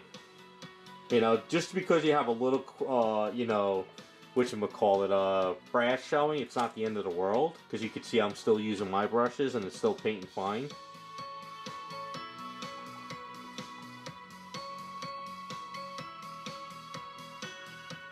If my brushes can last about 7 years just by changing the needles and nozzles every once in a while, you'll be fine.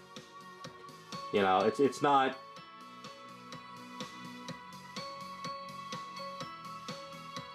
Yeah, there's times I get splattering too. And usually the splattering is either because the paint's too thick and it's not coming out flowing enough, or there's some caked up stuff on the needle, or the other thing too is it could be a bad mixture.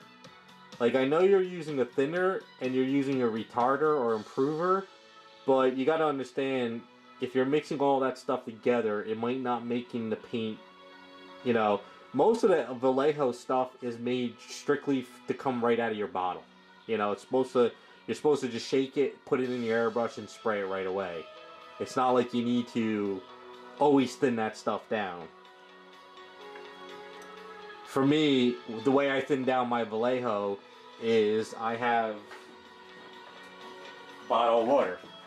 So in my bottled water, there's about 10% alcohol and the rest is water. So if I ever need to thin down my paint, I just use this. And that's all I do.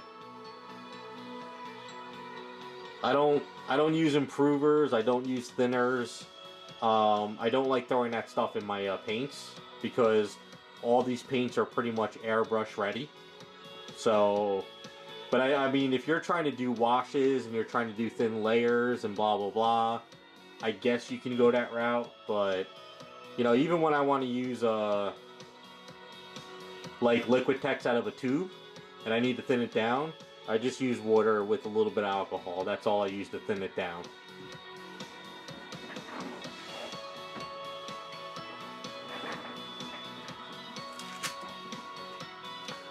Yeah, I use them almost every day, or every week at least, and they're still going strong, so...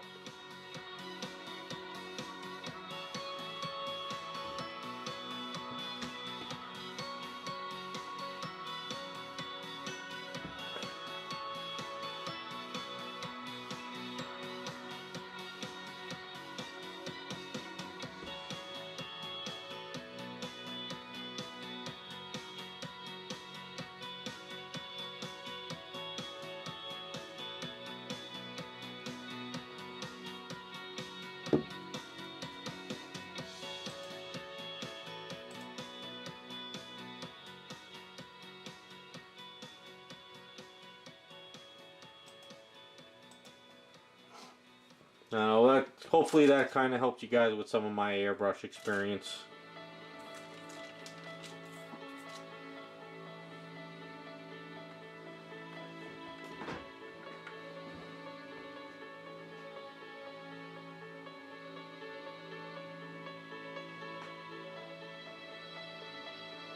Yeah, I've never had a problem with flow. You know, like I've never needed to use a flow improver. I've never, you know, my experiences in art school, the only time I've ever used a flow improver or a retarder is when I used acrylic paints on a canvas board just to be able to mix them before they dry. The guy that even the airbrush magazines that I was reading never really had any information about retarders or improvers. It was always just mixing it with water and airbrushing it. But maybe you gotta find somebody who does that more than I do, and they might be able to give you like a good formula to go off of.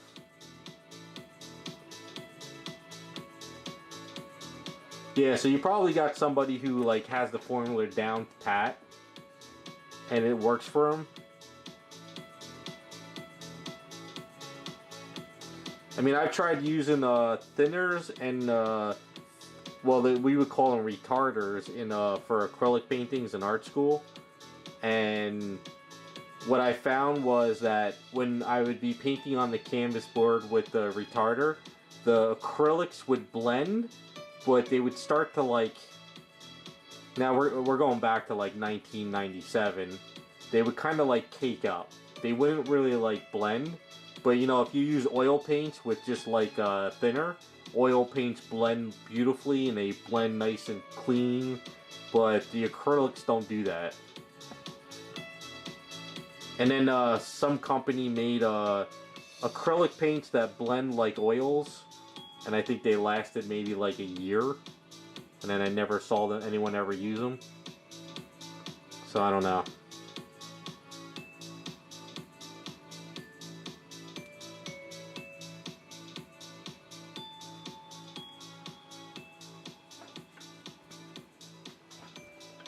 (60/40) paint dirty and drops of improver. Now, is that they're using Vallejo paint specifically, or are they using a different brand? Kind of curious.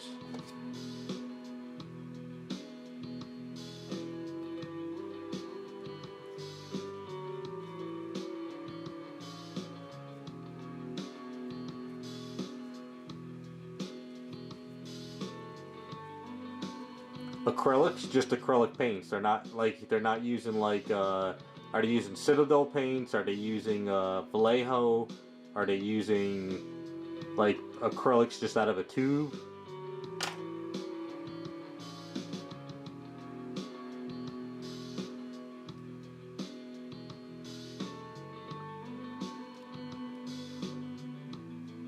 Because brand paints have a lot to do with what you're using, because some brands have chemicals in them that will already flow improve, I guess.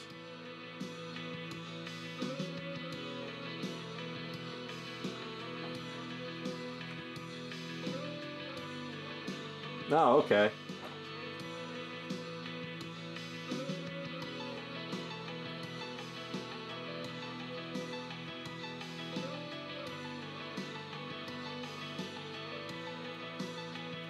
So if he's got charts and stuff, that's actually damn good.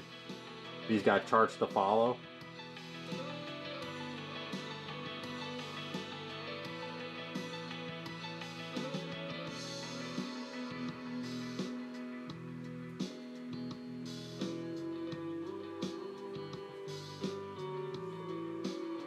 Also, don't forget, are you painting in a high moisture area? Are you in a dry climate?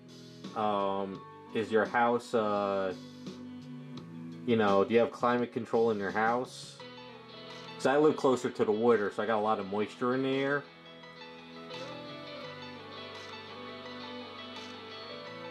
That could also do something to your paints too.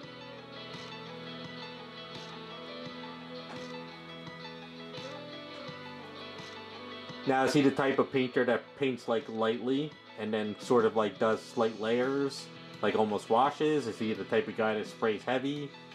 I don't know. I guess you gotta find your comfortable zone, but you can learn from him or learn from anybody for that matter, and find out what you like to do and what works best for you.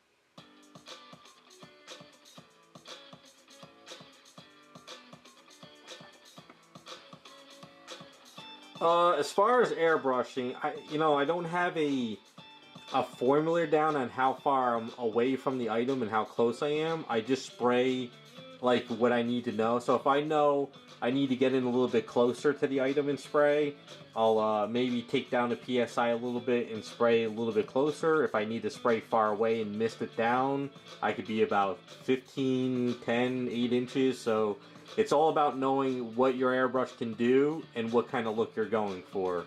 That's why I don't have a, you know. And the other thing, I don't have moisture traps. I just have a moisture trap on my compressor.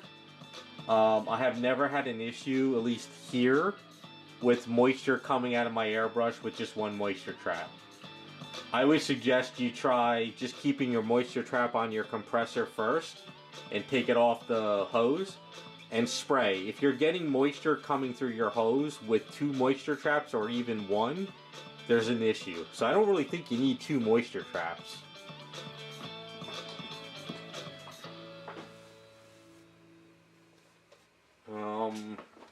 I'll kind of show you on mine. Let's get this over here.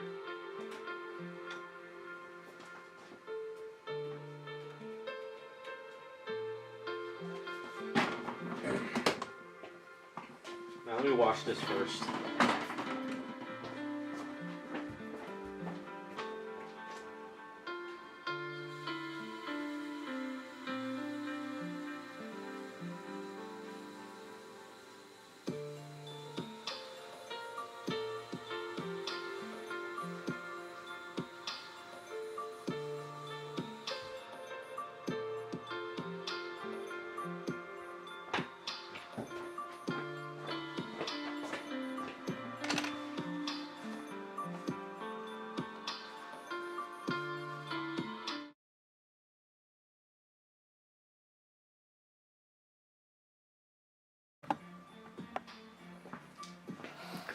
Alright, so I have a moisture trap on this compressor right here. Right? Now, I have never...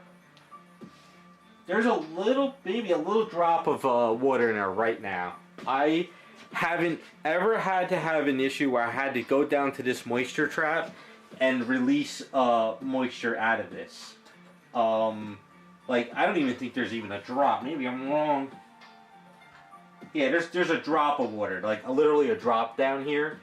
So when I spray my airbrush right now, like it's a cool air, but I'm not getting moisture. I mean, it's just cool air, but it's not like moisture's coming out of it. Now, if you're spraying your airbrush and you're actually getting water coming down like your hand, or it's like you could feel it getting wet, you got a problem with your moisture trap. So 1 moisture trap should be good. And even like I said, I live by the water. 2 miles down the road is the bay.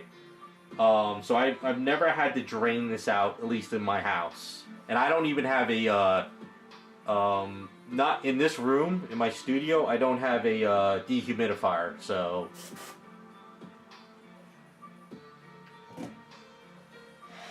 That's just for what I've done so far.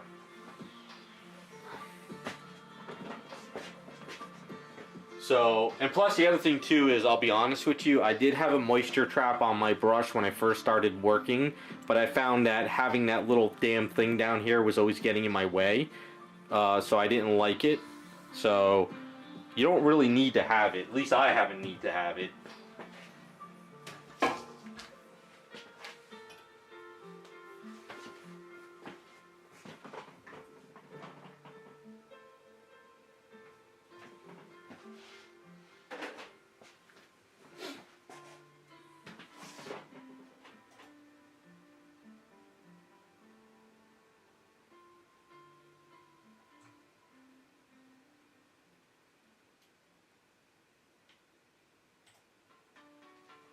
But, I don't know, so, you can kind of see my airbrush stuff all over there. So, this is what I use to thin stuff. The brush cleaner is what I use to clean it out.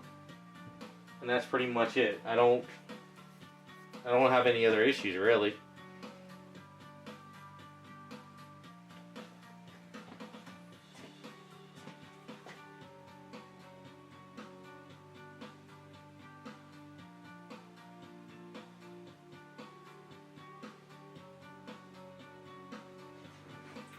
You know, that's kind of funny you say that. I don't actually ever turn off my compressor. Since this is an on and off compressor, I know when my seal is good when this never kicks on. So I actually had to replace my my valve over here, my quick disconnect, because the O-ring in here was actually shot. So every time I bend my air, like if I bend this, it was leaking air in here. So I actually leave this on all night long, and throughout, like even when I'm like in the laundry room or something, it's never on. So I actually don't even empty my tank. It's just on all the time. But if I ever hear this kicking on and I'm in the other room, I know I got a leak in there, and that kind of helps me find that I got a leak somewhere. Whether maybe this piece came loose, or maybe this piece is going bad, or you know, something like that. So I never really turn mine off. So I've like, you know, working throughout the whole session of me sculpting before, this has been on, and it hasn't kicked on once. So I gotta make sure it's so I don't have a leak. Yeah, I don't know, and I mean, I guess there's a valve on the tank you could kind of like take out moisture on the tank if you have to, but I don't know. I just don't do it.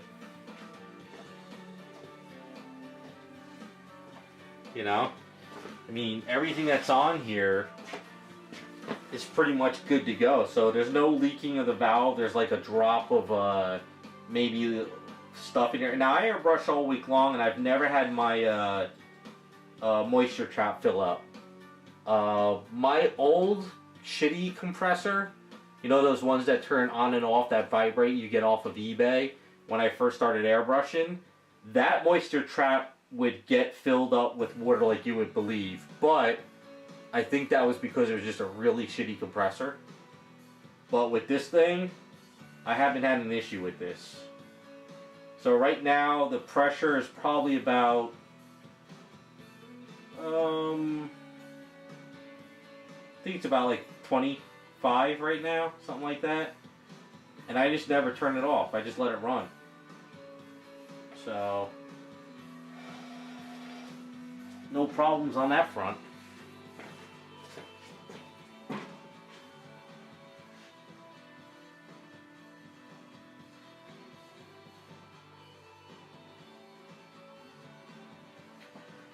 Hangerbird, that's probably true. It is probably true that it will rust it. It probably will happen over time.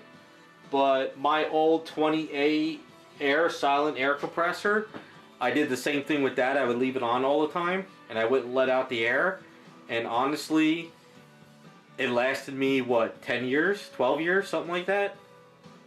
And I haven't had an issue. So I just think these things are they're so well made, I haven't had an issue. So I don't know. I think by the time this sucker rusts out and I need a new one, I'll probably get another 10 years out of it. So if anything happens, I'll give you guys a heads up. I'll let you know over time if I screw it up, but these things seem to be so well made.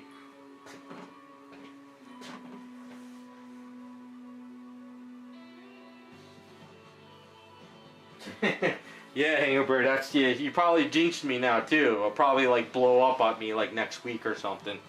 But the other thing too is I don't move this around, you know. You know what too, the other thing you could think of is if you have a cheap compressor and it's vibrating and the tank is vibrating, that might also like really screw up your tank a lot. But these things are so silent and they don't vibrate all the time. Therefore, I don't think you'll get that, like, you know, that vibration that might screw up your stuff over time. Like when this kicks on, it doesn't really.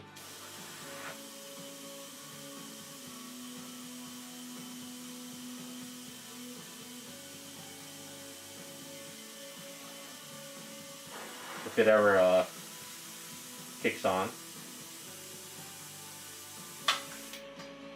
So it's got a little vibration when it kicks on, but it's not vibrating like crazy. You know, there's a little vibration to it, but it's not like jumping all over the place. And it's fine. So, I don't know. I haven't had a problem with it. It's running good.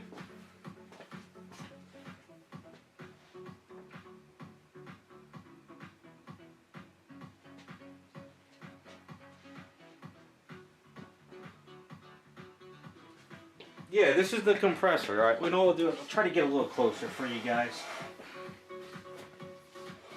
All right. So this is the. All right. Hopefully the camera doesn't. Bear with me. It's my camera arm's kind of crappy. All right. So this is the oil in the tank that spins. This is the compressor. You know, it's like all this here, and then this is the tank. This is the air tank right here. So this right here is what I do for my air pressure. So if I need to go higher, or if I need to go lower. So that's kind of around like, that's actually like 50 right now. So that's about 40. So that's the moisture trap. This is the on and off switch. This is kind of, I don't know what the hell this is. And the oil's in here. This is the power, and this is the air compressor. This is the 30A.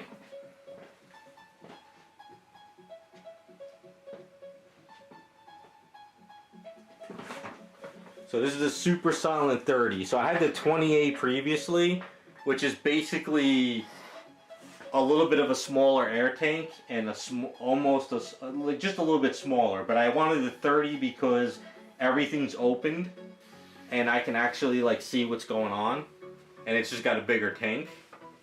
So if I really wanted to, I can add another hose line and split it with 2 if I wanted to do that.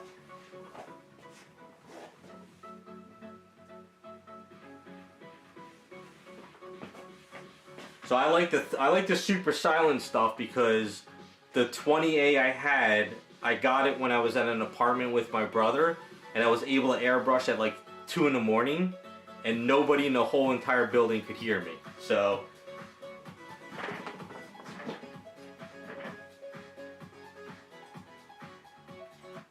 what we'll do is we'll turn off the music, and then I'll just spray it again, and you can hear how silent it is.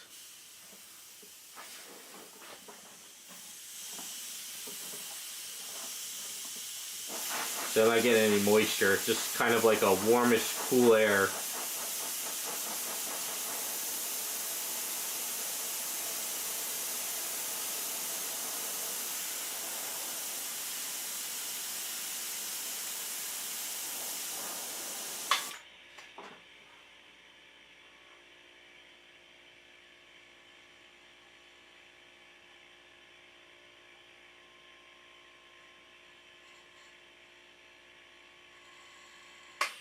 And that's it. That's as loud as my compressor gets, and it doesn't vibrate.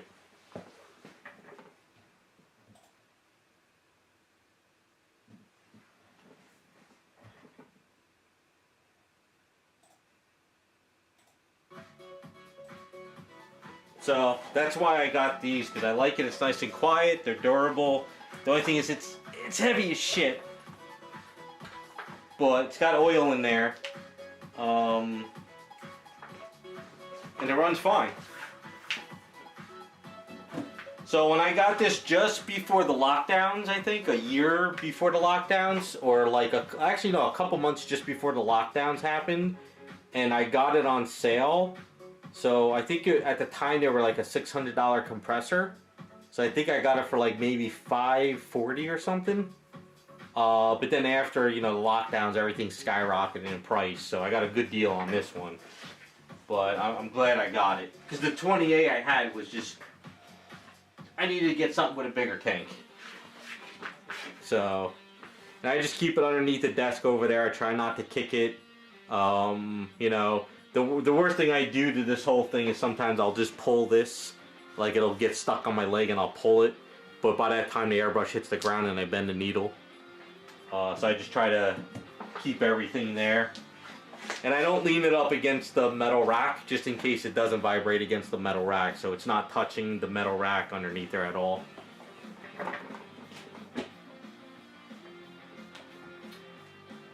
Oh wow, it's 700 now? Alright, so I'll be honest with you. My personal opinion is if I had to buy another one, this one went bad, I would spend the $700 for it because it is quiet, it is durable, and it runs great. Now, I'm not saying everybody is going to get one of these and be like, oh, it's great out the door, or something goes bad and they're like, it's the, you know, the company shit. Sometimes you might get one shipped to you and the nozzle's broken or something, you know, but for me, I haven't had a problem with it. I love the design. I love that it's quiet. If I have to go into the garage and paint something, I can unplug it and I can carry it no problem into the garage. And it's great, you know.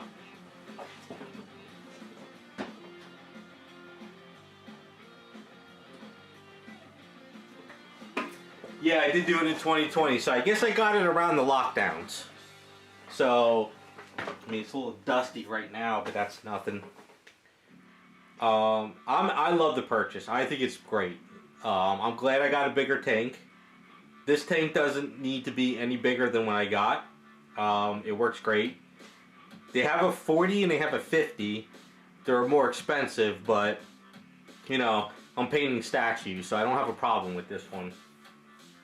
I mean, there's really not much more to it that I can say. I mean, when it shipped to me, it came in a really great shipping box. I pulled it out of the box right away. I think I had to fill it in with oil. They have a little window of how much oil to fill it in. They have a cap over there.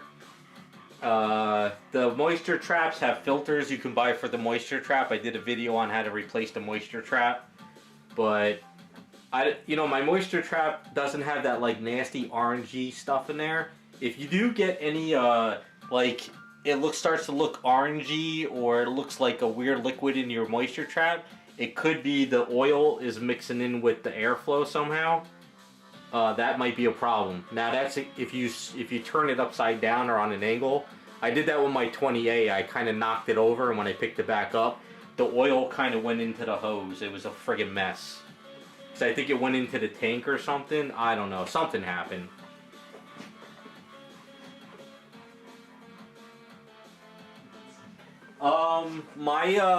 My 20A, I changed the oil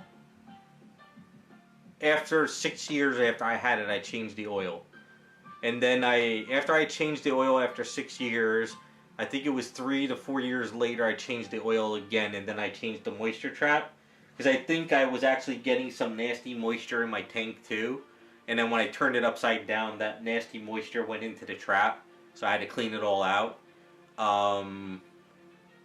So I don't think you need to change the oil that often, honestly. I haven't had a problem with my 28 in 6 years when I bought it. And I've had this since 2020 right now, and I haven't had to change the oil at all.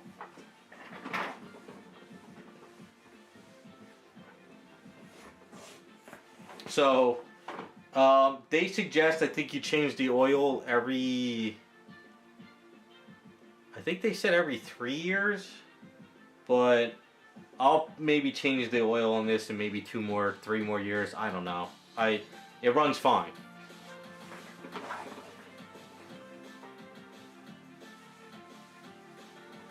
And it doesn't burn oil. It doesn't burn oil like a car. The oil is like, it's a specially made oil for it. I think I have a little bit of a bottle left. Yeah. So this is Silent Air oil. Now when I bought the oil, it was actually a little bit clearer, but over time I guess it turned a little bit orangey. So in there, I probably, you know, maybe in another year or two I'll change the oil. Yeah, when I got the oil, it was a little bit clearer than it is now. So I guess over time it does turn a little bit orangey, but I haven't had a problem. I mean, even this oil that's in there seems to still be pretty good. It's not like it's splitting or it's, you know, I don't know.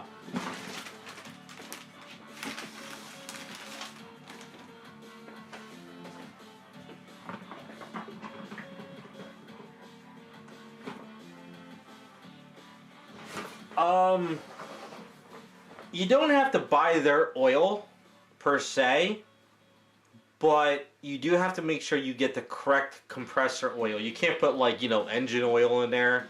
It's got to be compressor oil. So I'm pretty sure I've seen a couple YouTube channels where they said that you can buy this oil at like auto parts stores and it's the same thing. But I figure whenever I'm gonna change the oil, I'm gonna change the filter in the moisture trap. So I'm gonna buy those parts from Silent Air anyway. So I'll spend like the $25 and get the bottle of oil and have it shipped to me anyway. So just to be on the safe side.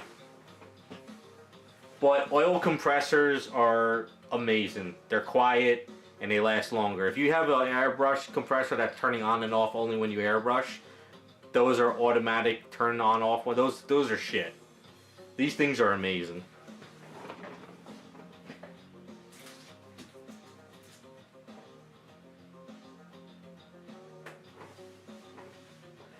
And I'm not trying to shill for the company, and I'm not trying to, I'm just saying my experience. This thing is amazing, and I love it.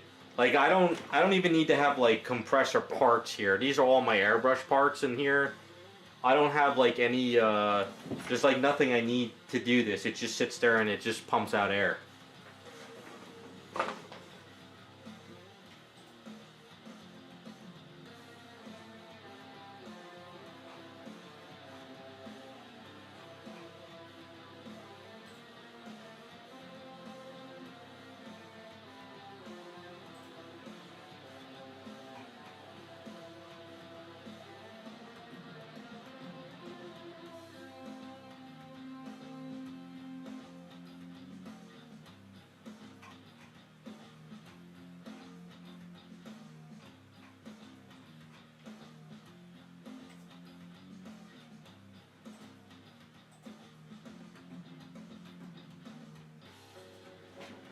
I don't know. Any other questions you got on this? I figure get it out of the way if you got any more questions or you're wondering about anything else. I guess the other thing too is pick up quick disconnects for your airbrush. You know, they're a little expensive, but it'll make your life easier. You could just pop them in and out. Pop them, so I have quick disconnects on all my airbrush parts. So instead of there screwing this stuff in, you just go and then you're done. I actually won a package of 2 of these off of eBay the other day. This is my old one. This was the one that was defective. So it's another tip.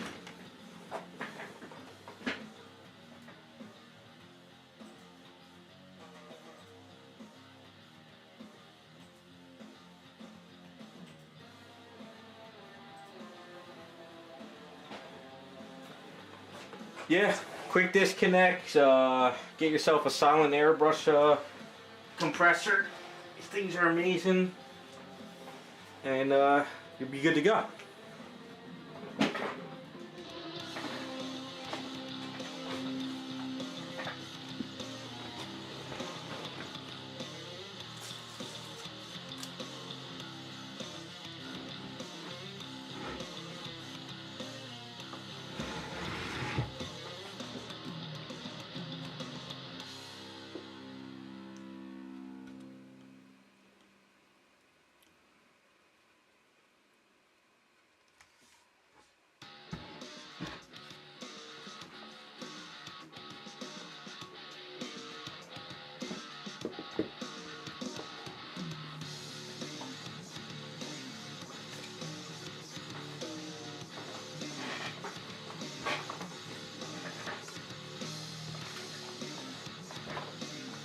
Alright, let's see how this hair is doing.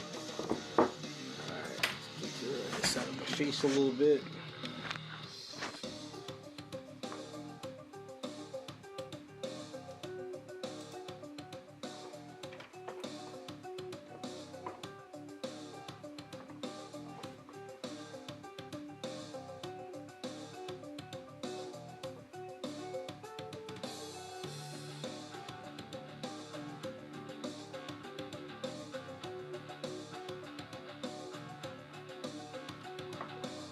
I think we waited a little bit too long, but that's alright. Kind of clean it up a bit.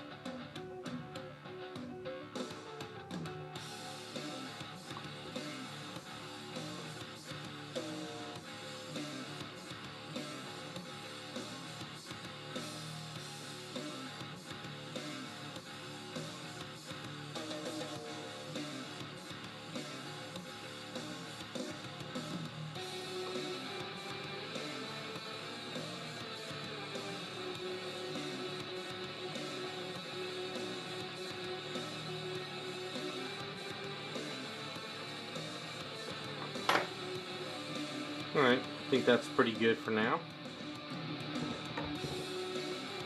Seems to be holding up pretty well.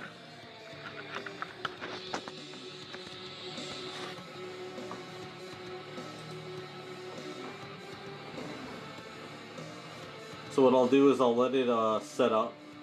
I'll clean up the edge a bit. And then next week what we'll do is we'll start adding like random strands and we'll start trying to play with it more and make it bushier. We'll bring it in more to the face too. We'll kind of bring it in a little bit here. If I feel that for some odd reason this is too far out, what I could do is I could Dremel this, which I might do. I might Dremel that to get to the rod, and I might bend the rod in, and I might bring this hair in a bit more. And then what I'll do is I'll put some Aves around that edge again. So I think that's what I'm going to do. I think it's just sticking out too far on me. But that's why I put these rods in there with the Aves, because you can always Dremel that and sort of bend it again. So that's a good thing about having a rod in here. So, yeah, I think I'll just kind of bend it in more. Probably bring this down to like here. And I think that'll line up pretty well. Because what's going to happen is at the end of the project, I'll take some rope and I'll wrap rope around these edges so it'll look like it's kind of tied up together.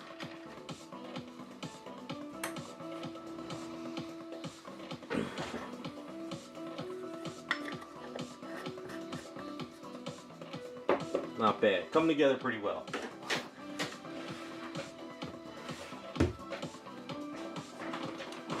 Let me wash these out real quick.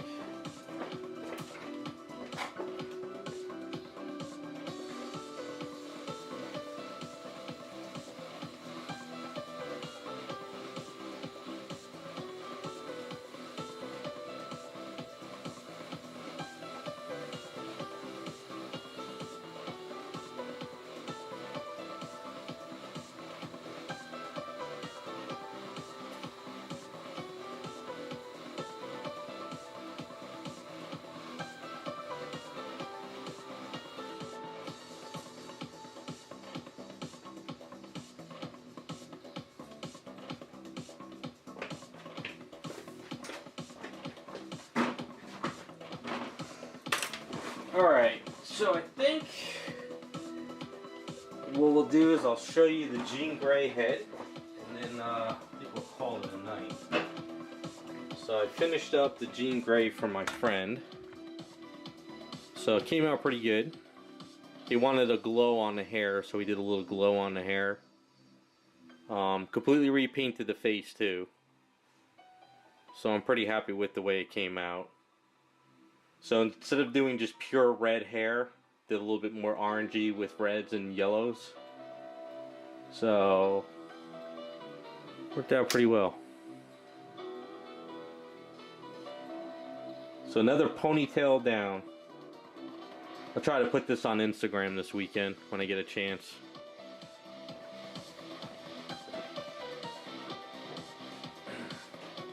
And I also finished up the two busts, so I got these finished up. I was working on these last week.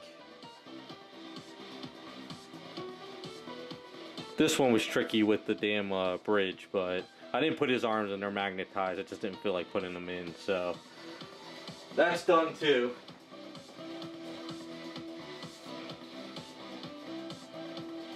Busy week. Yeah, the glow worked out pretty well with the Jean head, so at least that's all done.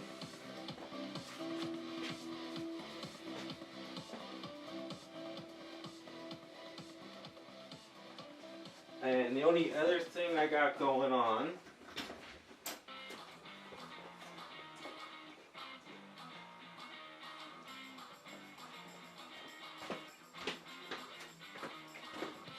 so while I was in the garage yesterday, I decided to pull out my two Power Girls. Now that I got my display case and everything's kind of moving along. So whenever I have free time and I want to work on a weekend for my own stuff, so this one right here is the retro Power Girl, so I kind of bringing down her outfit a little bit more than where it was up here. So I've just been chopping this down a little bit, and then this is the bombshell version. So I'm just kind of marking out her outfit on the bombshell. I sort of sanded this stuff down. So little stuff here and there I'm kind of doing now that I get to go outside and chop stuff up. So whenever I get dirty in the garage, I'm going to be dirty all day, so I might as well have a ton of stuff to work on.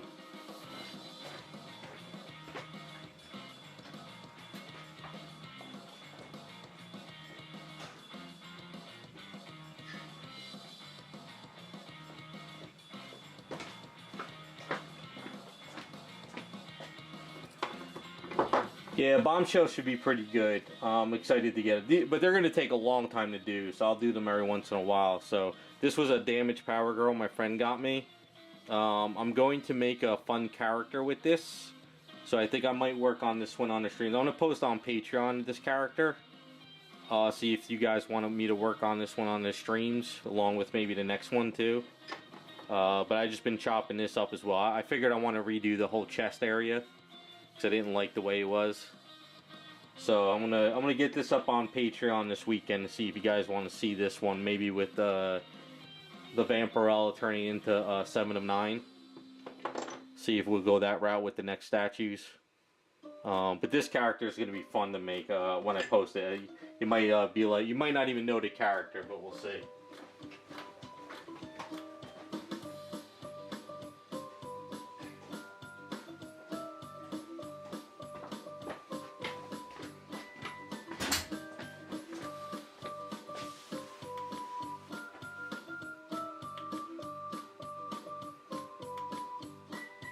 But that's kind of where I'm at now. I'm gonna call it a night.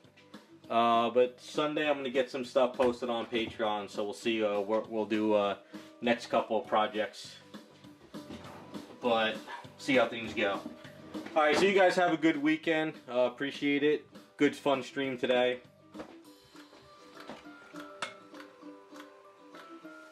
Yeah, I'll put that on the Patreon Hanger Bird, so we'll see if that's maybe what people want to see. We'll see what happens. But all right, you guys have a good weekend.